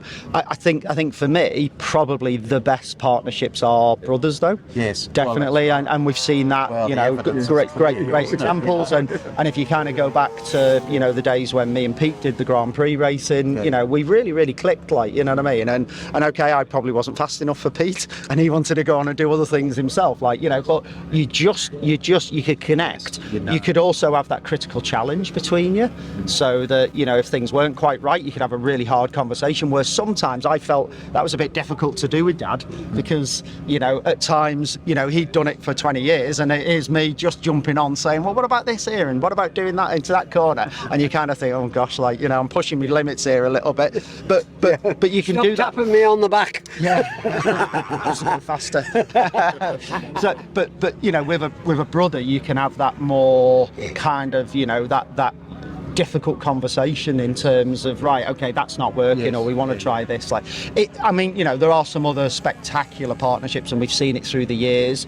You know, kind of Webber and Hewitt, and all of the passengers that, you know, they've had. So it doesn't have to be that partnership relationship, but I think it you know, there's always an association somewhere in a family with sidecars. That's the other big thing with sidecars. It is a family, and a family orientated. Somebody is related to somebody, and someone supports somebody in, and that's why it's very, very unique. You know, you don't always get that in other motorsports. So we are special, like, you know, and I think we definitely, you know, some of the great work that Chris has been doing and 3WHEELING have been doing, that's so important to get that message out there about what this sport is about. Well, there's not many sports where you get two people to be involved in the same thing, is there? If you're a solo rider, you can't take your brother on the pillion, can you? Because it's not going to work out. But in the solo, like, you might maybe in a rally car, but in a motorsport, there's still only one dude in the car. But, you know, with the sidecar is totally unique with the combination and the teamwork required, and so it gives the possibility that. And who else wants to do that fancy diving where they do it together? So do you think there might be? So Des, do you think there might be a team found synchronised swimming with you leading the team, Des? You know? Oh, yeah, I know. Scary thought, isn't it? So, unfortunately, that race has been red flagged. They will be going back out. So, the organisers have just announced that the Superstock race that was due out at 12 o'clock, it will be slight delays now, but it was due out at 12 o'clock. They're going to send the Superstock out, and then we will return to the Sidecar Race 2 for 2 laps once again after the Superstock race. So we will be back. They haven't confirmed what times we'll be heading out just yet, but as soon as we know, we will make those announcements, and we will join you once again live here. And just to let you know as well, the red flag was Todd Ellis and Emmanuel going off at Waterworks, but they are okay. driver and passenger are okay, which is great news.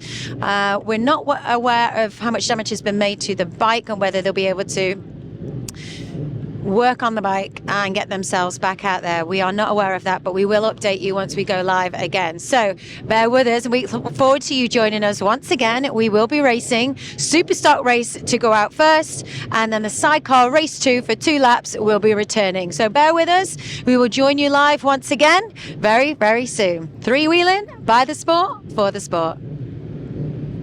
So here we are once again with one of our three-wheeling partners right here in the middle of Douglas at 1886 Restaurant, Bar and Grill. Just off the promenade, they've got a whole load of stuff to offer you here. They've got live entertainment, great food, and of course the cocktail bar, which is over 25, which is the second floor up, highly entertaining, great DJs. So throughout the TT period, they've got live musicians as well as the regular DJs, and I have to say, one of the best roast dinners I've ever eaten on the Isle of Man. So get yourselves here to try it out. But also these guys have been supporting the paddock from solos to 3 wheels, so 2 and 3 wheels. And this year they're supporting Birchill Racing, and also Louis Blackstock and Paddy Rosney.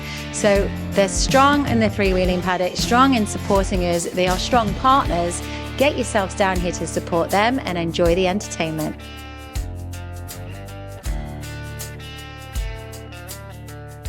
So TT is here finally. You're in a prime location. What a viewpoint it is for anyone coming here to enjoy it. People know what they can watch, but what can they get if they do want to come up here and sample a hospitality? Okay, so we're doing VIP hospitality, which we've done for 18 years now, which is everyone wants the view from the balconies. It's the world famous balconies, and that's what they want for the best view, I'd say, on the course. And obviously the whole pub they get for a full hospitality day, including food and drinks, a gift, and it's only exclusive to 95 people.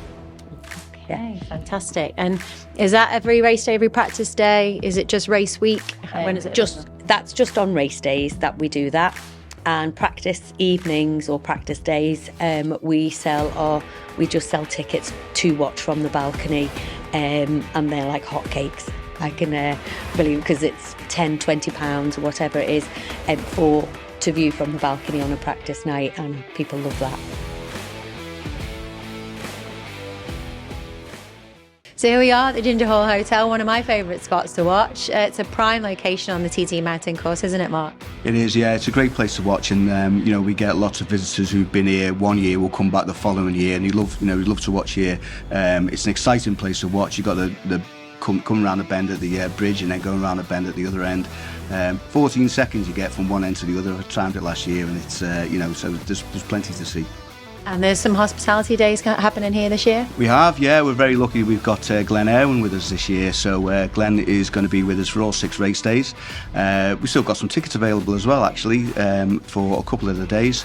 And we're looking forward to that. There'll be breakfast and lunch and a bar and a great viewing area at the front of the pub. And what does it mean for a pub such as the Ginger Hall, having the TT being such a spectacle, really, for a business and the space that it is on the course? Yeah, well, from a business point of view, obviously, it's massive. It really matters to us. We've got to have a good TT. Hospitality's being squeezed all the time at the moment, and with various issues going on the Isle of Man, but we've got to make it as best as we can so that everyone really enjoys it and keeps coming back. From a excitement point of view, the staff have been talking about it for months now, not weeks. So they're really geared up for it and really looking forward to it. And great Manx produce on the go as well, right here. Yes. We try to do as much Manx stuff as we can. We've got our Odin brewery products there, and some Hooli behind the bar as well, which always goes down well. It's a great drink. Rob Story supplies us with our stuff, and it goes down well. Great, Mark. Well, I wish everyone a great TT here. You just joined me in doing a three-wheeling. There you go.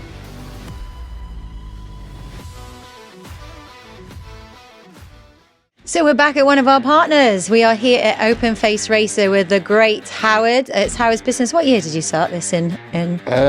We started, well, the concept was 2019 with a plan to launch in 2020, but obviously the world went a bit mad then, didn't it? So we kind of put it on hold and relaunched when TT came back in, 2022, wouldn't it? Yeah, 2022. So 2022 was when we started. We relaunched Open Face Racer as our own branded t-shirts, and then it was last year that we created the shop that we're in now. So we're quite new at this, really, in our infancy, learning every day, adding as we go along. But yeah, we're really pleased with how it's going. The Isle of Man has really embraced us, and I love it. Yeah, it's great. Thank you. Yeah. So you married a Manxie? Married a Manxie, yeah. I'm a dragged across, as they say. We came over here in 2001, so this is where I consider home now. The Isle of Man is home to me. I wouldn't be anywhere else. It's been good to me. Family, kids have been brought up here now, so yeah, proper Manxies now, really. It's home. Wouldn't be anywhere else. You're definitely celebrating the best of the mountain course with the designs that you've launched and got out there in the market. The quality is amazing, but the designs, the quality you tried to produce as much as you could on island, couldn't you? Yeah, we design our own t-shirts here. Obviously, we print them. I print these little hands here. We screen print the t-shirts ourselves, and then I have people that help me out with various bits and pieces, sewing the tags onto the t-shirts and things. And we try and use as many sort of Manx companies as we can in regards to the products that we sell here, of our own OFR stuff, obviously. I think it's all about community. We need to support each other over here, the smaller businesses, and to be honest, there's good people over here. There's some good businesses, so it's not a chore at all. It's nice, and it's just creating those little sort of like connections and stuff like that, where we all can help each other out. I get maybe another name, Print Shed, do some of my printing, burnt stuff, do some of my leather goods. It's great. It's all about community, whether it's the biking community or the business community, just coming together on the Isle of Man. And talking about support, you support some of the guys in the paddock, so tell us a bit about that. RJ Road Racing, we've been supporting now for a couple of years. Again, it's through connections. It's just people we know put us in touch. We have conversations. Sean Parker, one of your ambassadors, put us in touch with RJ. We help out Sean a little bit on his travels, and it's good to see he's back on his feet, quite literally now, after his accident. I saw my first TT in 91. And that was the first sign of sidecars I'd ever really seen, and I think as a spectacle and as a sport, it's fantastic. It's a really, really good thing. I know that the two-wheeler guys get most of the plaudits and most of the media coverage, but the sidecar world is an amazing world. It's community, isn't it? It is such a close-knit community. These guys work so hard in their little families getting these machines out on the road. It is. So sidecars have always been close to my heart, shall we say, and it's been great to get involved in them, and OFR has sort of like helped me reach out to a lot of people, and a lot of people have got in contact with me. We've got a certain Ilium quail that we help out as well on the two-wheel side of things, and again, that's come through OFR. So yeah, it's been great. It's been a good journey so far. Thank you. My alarm's going off. I'm so sorry, my phone was going off. Can I just finish that up? Can I round it up? I'll turn it off. Sorry, Jack. I'm the guy that didn't know. What do I say? Thank you. What do I say? Well, we've just had a bunch of customers here. They've just been enjoying the shop. You can come here and have a brew, catch up with you. You're a hop, skip and a jump from the grandstand, aren't you? So I highly recommend coming and saying hello. Yeah, we're literally in between the grandstand and Bushes Village on Victoria Road. So as you're passing by, look out for our flags and things. You'll see our flags and banners out the front. Kettle's generally on all the time. There's biscuits over in the corner. Again, it's a shop, yes, but it's like-minded people chatting, talking as you bikers do about all sorts of things. We've got the sofas and the couches, so you can sit down in between your shopping while you're having your brew and chat. Yeah, it's not just about come in, buy a t-shirt and disappear again. No, I want people to kind of experience the shop. We've laid it out so it's not really just like a shop, it's a bit man cavey. We've got bits and pieces, we've got some things to look at as well. So yeah, it's come down, see us. Victoria Road will be open pretty much all the time from this Saturday, whatever the date that is, right the way through practice week and TT week. And yeah, please do come and see us, and yeah, good luck to 3WHEELING in your endeavours for TT as well. And all the best of you, come and see OFL, come and meet the great Howard. Thank you very much. 3WHEELING. So we're lucky enough to be with one of our other great partners here today at the Sulby Glen Hotel. Rosie's had this pub for many, many years, and 11 rooms upstairs, Rosie. You must have met so many incredible people coming back here for the pilgrimage of the TT. I certainly have. There's some fantastic memories, some fantastic stories, all through TT. And tell us a little about what people can expect if they're able to come here and actually watch the TT during the fortnight. Well, we are a biker's pub, as you can see by the memorabilia that's round about. So we open our doors, welcome anybody in. The front, where you can go out and watch one of the fastest points on the circuit, we don't shut it off, we don't charge for it, we just want to make people happy. I was lucky enough to marshal here last night's Grand Prix, and it was amazing. So fast, isn't it? So fast. It's sort of whoosh. Yeah. And then of course you got the hospitality here as well. You got the food, you've got the great ales available too. So entertaining from every angle. That's it. We've got hospitality outside in the marquee. We've got a beer garden outside for people to sit out in the sun, which I'm sure we're going to get. And it's the only place on the island where you can actually see the actual sidecar TT trophies on show. Most of the time you only see them at the presentation for a very brief period of time. So it's nice to come and have a look at least 8 of them. So that's of course Dan Sale, who you might know pretty well. Yes, unfortunately, that's my baby. Yes. Great. Yeah. He won't be doing sidecars anymore on the TT circuit, but on short circuits like Southern 100 and everything, he's fit enough to do. And he's now concentrating on his solo bike career. Great. But he's still an ardent supporter of 3WHEELING and the sidecars. Brilliant. And just tell us finally, Rosie, what does it mean to you, the TT, when it finally comes round this time of year? Oh, it's just, this is my 47th TT in here, and everyone is different. Everyone, you can actually feel the buzz starting to get created around here now. Different people coming in, we've already German visitors coming, but it's also the financial side of it. If we don't have a good TT, we will not survive January, February, March and April. So it's an added bonus for us to have the TT and have all the visitors here.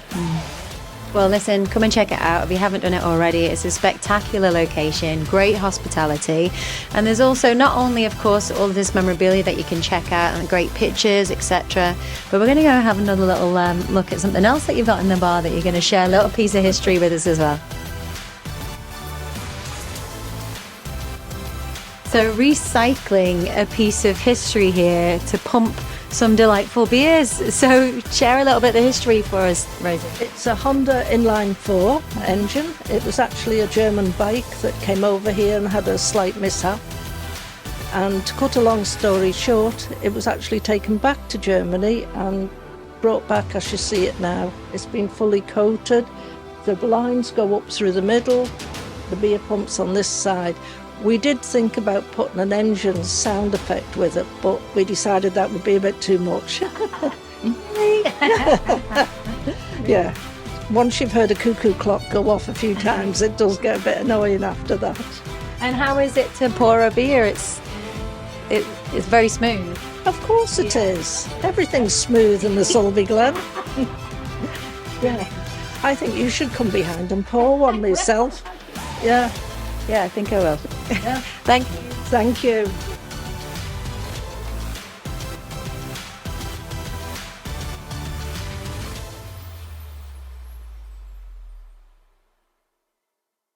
So here we are with another one of our great partners at the Trike Tours in Castlemona Avenue in Douglas on the Isle of Man.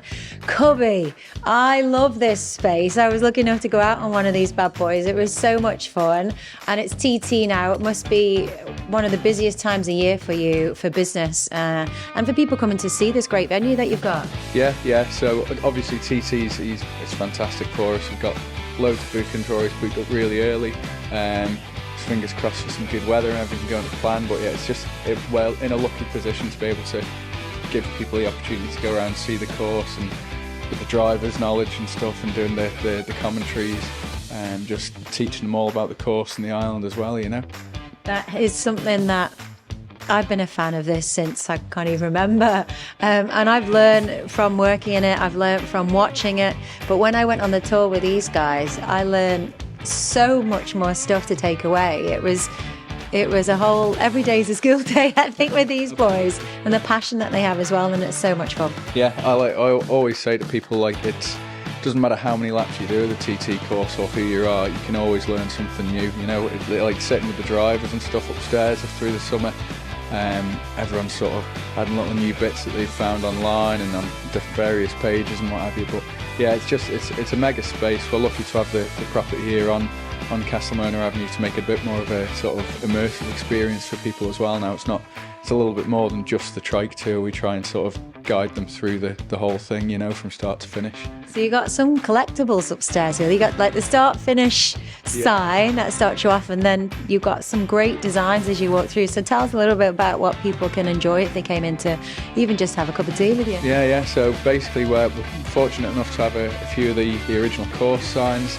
The start line sign on the door as you come in. Any ex-racers or anything, we ask them with a proper signature on the door, so we've got a few signatures on there as well. And you come in, we've got some great stuff like by David Glover Upholsterers. They've done some custom seats for us, which are mega. They fit in really well. Various sort of bits of artwork and photographs, and we just sort of try and move through into the kit room and show people what the scoreboard was with our little sort of mock-up on the wall there. And then we were lucky enough as well to get some of the programmes. So we've got every programme bar 4 from 1952 up to now. So wow. Yeah. So that was a former racer who passed, and his wife donated for you to be able to just make the most of it really and show them off to the public. Yeah, absolutely. And because the thing is, these things they're difficult to get hold of, you know. And once they're gone, they're gone. So the number of people that sort of love seeing them, and that we get people that have been over in years and years past, and I'm able to show them the programme from the last year they were here or the year they were born maybe, and give them a colour copy of it before they go. And so it's just little bits like that, you know, that sort of hopefully adds to the experience and makes that a little bit different. And they can come here and sign the wall. I know when I came it was just kind of the section upstairs, but I see it's just filtering out everywhere, downstairs, upstairs. There's all sorts of names all over these walls. Yeah, so basically we jokingly call it the survivors wall. So everyone leaves their comments and stuff, but there's some really good stuff to see. Everyone sort of has a bit of a chuckle. There's some that maybe are a little bit close to the bone, but no, it's great. It all adds to it, and it helps people sort of see before they go out. And I always sort of point it out to the customers and give people the opportunity to sort of see what other people's reactions have been and thoughts have been after they've done the trip, you know. Yeah. Great. Well, listen, it's again, it's just about 15-minute walk down from the grandstand. So we've got Open Face Racer, another one of our partners, is just up on the hill. So as you come down from the grandstand, you can check them out, and then you can come down and say hi to these guys and get booked in. Are there any spaces left for TT? I'm sure you're crazy. TT now, unfortunately, no. I mean, we do have a cancellation list. I mean, obviously with travel stuff, things do happen, so we can sometimes squeeze people in last minute. So it's always worth popping down and having a word. At the very least, we can put people on the list and phone around if anybody else can't make it, or any spots do come up, you know. We're always happy to help, and we don't really like to let people down, so we'll always do what we can. Well, these guys aren't just here, of course, they're a business all year round. So even if you come outside of the TT Manx Grand Prix, they are here, they're raring to go. Get yourself out for the day with them. It's so much fun. But even if you don't get on with them, come down and say hello and check out the great little hangout spot they've got upstairs. So, Cubby, 3Wheeling, thanks for being a partner. So here we are, one of our partners once again, the Victory Cafe up here on Snaefell on the mountain course. We're here with Vicky. It's Vicky and Ben that own this fantastic location that we were lucky enough to visit on our live last year. So if you didn't get to see it, you can go back and watch it in practices at TT last year. And the guys took care of us and we were able to get some great shots of the 2s and the 3 wheels going around. But Vicky, it was busy then and that was just practice week. No. So tell us what you think that you're going to be expecting this year for this TT. Well, we're expecting the sun to be as in the sky as it was last year. Yeah. So we have brilliant weather. And then hopefully we just get, last year was so brilliant. And if we could replicate that, that would be just magical. And it's lovely just getting so many people up onto the mountain and to have the old Murray's Motorcycle Museum back up and running for somewhere to go. Yeah. And so for somebody, what would they expect if they're going to get up here for a race day or even for a practice day? You've got hospitality here, everything. What can they get if they do come up here to enjoy it? Well, we've got hospitality for the VIPs. That's over in the other building, the small building, and that's all fully booked, which is just brilliant. And then over here in this area, we don't charge for anyone to come onto the field or into the cafe. It's all free to the public, and all we ask is that people buy their food and drinks here. We're fully licensed, so if you come up in the tram, you can have a couple of beers or what have you, and we've got loads of cake, really good homemade food. We have a limited menu, but we do Manx brisket, Manx pulled pork, and we've even got lamb this year. We go through, a ton of spuds for chips and lots of nice salads and stuff, and thousands of slices of cake. Wonderful. There's a little slice of cake right over Bikers there. love cake. Of course they do. So just a reminder then, if you don't want to bring your bike or your car up here, because when the roads close, of course, you're going to be here for some time, but you can get yourself up here on the tram, and there's plenty to keep you entertained once everything gets going. You get the feed up here, you can watch it in here as well, and the food and the cakes are fantastic. Hospitality is sold out this year, but I'm sure there'll be more of that to come. Yeah. But let's touch on, you've got some great artwork. Though, just quickly, in terms of if you're coming up on your bikes, if you park at the top of the Tholty Road, then you can get down to the Sulby Straight and also to the Ginger Hall. So it's a really great little triangle to move around. And also when the road's open, you can zip down to the Sulby Straight and get back to Douglas or Ramsey or wherever really quickly. So actually people think it's a really awkward spot, but actually it's a great spot. I love that, plugging all of our partners that we've been visiting today, which is wonderful. Supporting the Manx businesses and Manx Absolutely, yeah. So I should have said that we are wheelchair accessible. It's not perfect, but we have had the outdoors at the not the yellow door end, but the other end of the cafe is now levelled, and there's a wheelchair ramp, so you can get up into the cafe now. And we've got a wheelchair accessible toilet finally.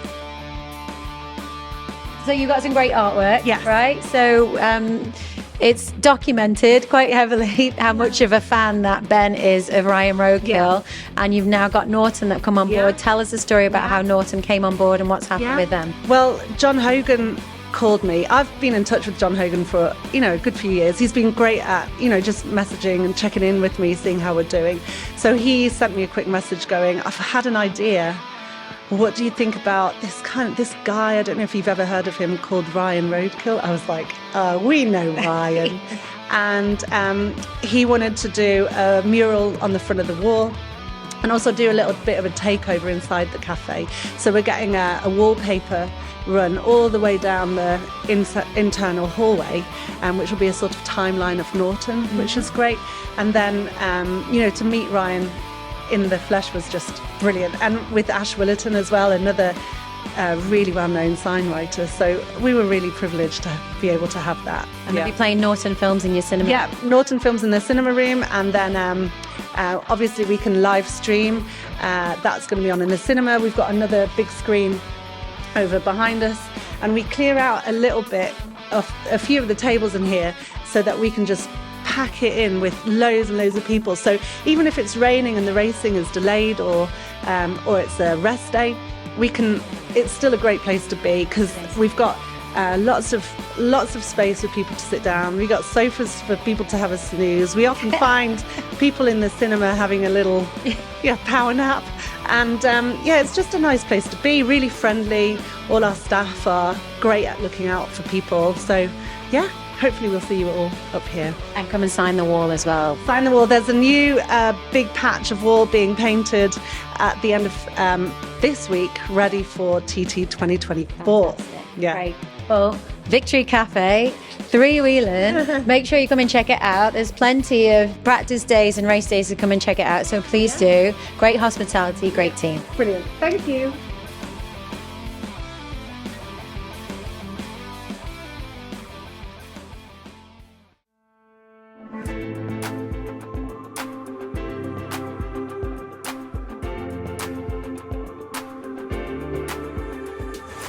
Lucky for us, we've been able to get access to this incredible exhibition. It's a TT museum. The history here, for me being a Manxie, just simply stepping into this room and seeing some of this memorabilia and the history and the pieces that have been donated as part of this museum is simply spectacular. So I feel quite emotional, but so blessed to be here. And we've got the great man, Matthew Richardson. He is Creative Social History here at the museum. He's going to tell us a little bit more about why you're a part of it and how it became to, really. So Matthew, tell us how you came to the Isle of Man 22 years ago. I came to the Isle of Man 22 years ago. Originally planned only to stay 3 years, but the history of the Isle of Man sucks you in. When I first came here, I knew a little bit about the TT. I'd heard about it when I was a kid.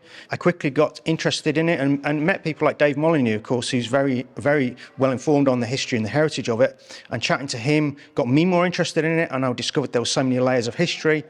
People said there's no other motorsport event in the world that's got as much history and heritage as the Isle of Man TT. What a great person to tap into, Dave Molyneux. Yeah. I mean, he's very well informed on the whole history of it. His dad raced here in the 70s. He knew all the greats, people like George Odell. So it was chatting to him that gave me more of an appreciation of that history. And what I like about it is there's always something new to learn. So shall we have a little tour, if that's okay? Yeah. This is what we call the fan zone. So the TT produces so much material, T-shirts, badges, postcards, ephemera. We have so much of that in our collection that we needed really a special part of the gallery just to display all this stuff. So this is a space that looks at all of that merchandise and ephemera that the TT produces. It's also a little bit light-hearted.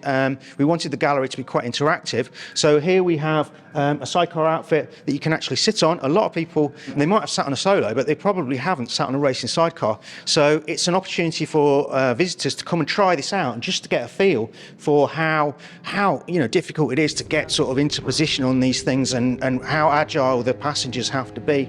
And maybe they'll take a selfie and post it on the internet. So it's a good way for us to give visitors a hands-on experience and also to promote the gallery. This is one of the star exhibits in the gallery. We're fantastically pleased to have this. In 1907, the first motorcycle TT, Rem Fowler won the twin-cylinder class. Because it was the first motorcycle TT, there were no trophies, there were no special medals, there was no special rider's gear. So there is very, very little material surviving from that first race. But here we have the hip flask that was presented to Rem by a fan, hence it's in the fan zone, a well-wisher who was so impressed by his performance in winning that very first TT race that he gave him an engraved silver hip flask, which is very appropriate because in his memoirs, Rem tells us that he was very nervous before that first race, so he had a quick shot of brandy and that calmed his nerves before the race. So it's quite appropriate that this fellow gave him a brandy flask. Fantastic.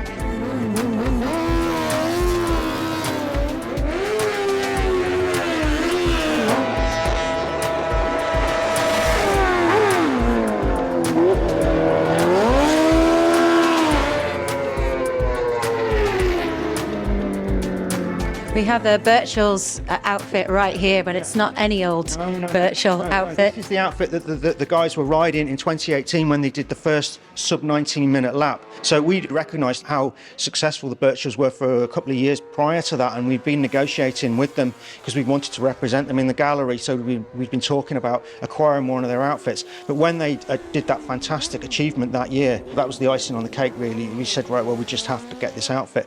And we were really fortunate that we were able to negotiate a deal with them where we not only got the machine, but also the leathers, helmets, boots, gloves, the whole pack, even the champagne bottles from the podium celebration. So with that whole package, we were able to do this fantastic display. And we were, again, very lucky that we worked with a very dedicated conservation team to create the mannequins that you see posed in all the different positions in the gallery. And they spent hours studying videos, stills to get that to get those positions right. In particular, the passenger, you know, he's got his head just looking at just the right angle as he would be if he was looking down the road. And when we had a special preview for the riders just before the TT, Tom Birchall came in here and he just went, wow, they've got the position just right of my hand, my foot. So he was impressed. So that was a great seal of approval for us. This whole section really looks at how the TT sometimes it's been part of a wider race series, sometimes it's stood on its own. For the years from 1949 to 1976, the TT was part of the World Championship Series, so points that you got on the Isle of Man counted towards a World Championship win. And we wanted to reflect the fact that from about 1955 to about 1975, BMW absolutely dominated this event. They won almost every year. And one of their top riders was a guy called George Auerbacher, who was runner-up in the World Championship, 1968, I think it was. And BMW was so impressed with his performance that year that they gave him the clock that you can see on the wall there to mark his achievement. But this is a BMW outfit that came from Germany, actually. We were looking for some way of representing this huge BMW dominance of the sidecar scene. We didn't have anything in our collections, but through word of mouth and putting feelers out in the German motorcycle press, we were able to get in touch with Auerbacher's mechanic, who still had the outfit. So again, we were very. It's all about building contacts in the years that we've been planning for this gallery, and through him, we were able to get the outfit here. So again, a great thing to have. This section of the gallery is called Motivation of People, so we try to get into what it is that makes people want to race it. I mean, everybody knows this is the most challenging race in the world, you know, there's no secret about all that. And if you want to understand something of the character of what someone who's successful here, on this side of the gallery we've got Dave's outfit from 2006 when he crashed. The outfit was burnt out. Everybody said that's Dave finished, you know, he's lost his outfit, he's been injured, that'll have knocked his confidence, he won't come back. But then that following winter, in his garage, he builds another outfit based on the one that he's lost, but he doesn't have any time to develop it. The previous outfit had 3 or more years of development and improvement. This is engine straight out the crate. There's no time for testing, but he goes out in both races in the Sidecar TT in 2007 and wins both those races. So if you want an illustration of the level of determination that you've got to have be successful here, I can't think of a better one. And a great supporter of the museum he is. He always has been. When we gave him a preview of the gallery before it opened, showed him what we'd done with his items, and after he'd been in, he texted me. He said, I'm so honoured and privileged to be included. Well, the honour and privilege is for us, really, to be featuring his equipment, but he's a very modest guy with, you know, huge achievements in his life, but still very, very modest. Dave Molyneux heading towards the checkered flag. You can see it now. And as Andy Fern signals the end of this second sidecar race of the week, win number 13 for Dave Molyneux. Yeah, it's important that we focus on the people at the sharp end of the grid, but there's also a lot of other people without whom there wouldn't be a race. And for those people, they might not ever have a chance of getting their name on the trophy, although that's everybody's dream and goal, to get their name up there with the gods on a trophy. For a lot of people, it's about beating their personal best. It's about beating people who are on the same budget as them, beating their time from last year. You know, those people further down the field have their own goals. To reflect that, we have a finisher's medal that somebody who is never going to get his name on the trophy still gets something to take home to recognise his achievement. Finishing a TT is an achievement. It really, I mean, people shouldn't lose sight of that fact. Winning is great. Winning is incredible, but finishing a TT is an achievement. It's so hard on the rider and the machinery that to complete a race is really, really special. And we have the 2 sidecar trophies. Now, every single one of the plaques on these trophies is a story in its own right. You know, there's a story of achievement behind every single one of them. And the sidecar trophy, the original one from 1923, there's no exception to that rule, because you look at the first 3 plaques, 1923, 1924, 1925, and then there's a huge gap. The next one doesn't come till 1954 because those were the years that the sidecar race was dropped from the TT schedule. Then it comes back in 1954, and then 1968, when the second sidecar race was introduced to the schedule, we got the Fred Dixon Trophy, which was presented for that second race by Middlesbrough branch of the ACU to recognise Fred Dixon, of course, who was one of the great sidecar riders from the early years. So again, so much history here just encapsulated in these trophies. When we were planning this gallery, the sidecar guys sometimes say, you know, that they don't get a fair end of the deal. Well, we wanted to make sure that they got as much coverage in the gallery as the solos do. So it's 50-50 more or less. We have tried to represent women in the TT because it's so important to recognise that right from the very early days with Beryl Swain, who campaigned to be, you know, for women to compete in the solo classes, and we have Beryl's leathers actually in the gallery. Yeah, women now compete on absolutely level terms with men, which is one of the few sports in the world where that's true. You know, there's no men's game and women's game like there is in tennis. So the TT is quite forward-looking in that way. I think the fans come as much for the heritage and the history of the racing as they do what's happening out on the track today. There is nowhere else in the world that is so steeped in its own history and measures the achievements of the riders today against the yardstick of the great riders of the past. It's a pleasure to be here, and yeah, thank you for your time. Pleasure's ours. Thank you very much. Thank you. And if you haven't been to the Island Over TT and checked this TT museum out, or if you're coming over anytime soon, it's at the Manx Museum in the basement, and it's well worth a look.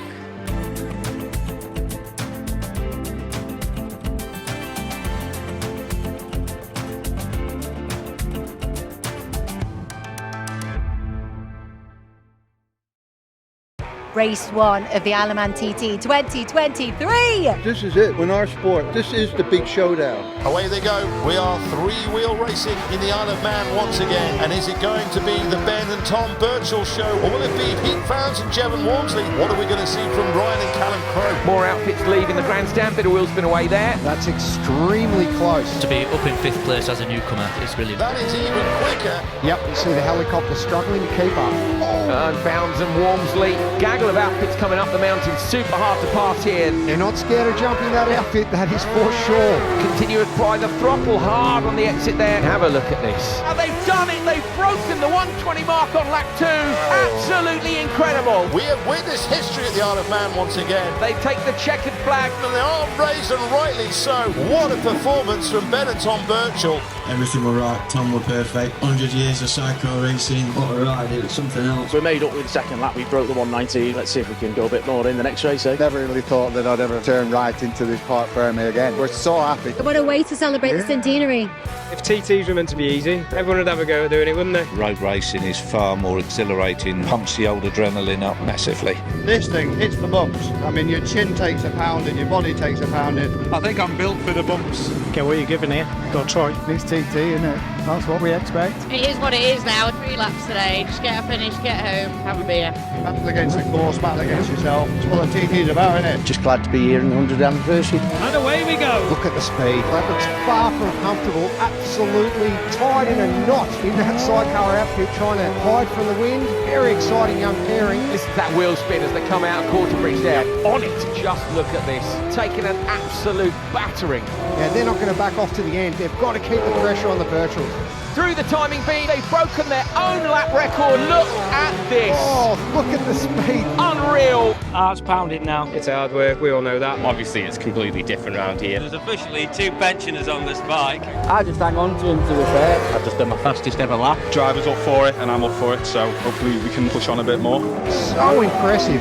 Oh, look at him go. Tucking in now and up through the gears. It's an absolutely epic performance from Ben and Tom Birchall. Their 11th TT win in a row, a total of 14. Wow, what a phenomenal TT. To do 120 lap at 100 years, to come away with 2 wins, mega. Shame on the top step, but 120 is a bonus in it. To get third out of the week we've had, couldn't ask for anything else. We managed to do a 120, so next year's got to be 121, hasn't it? It's been a bit wild at the end here, hasn't it? Huh? Yeah. It's going to make TT 2024 something to behold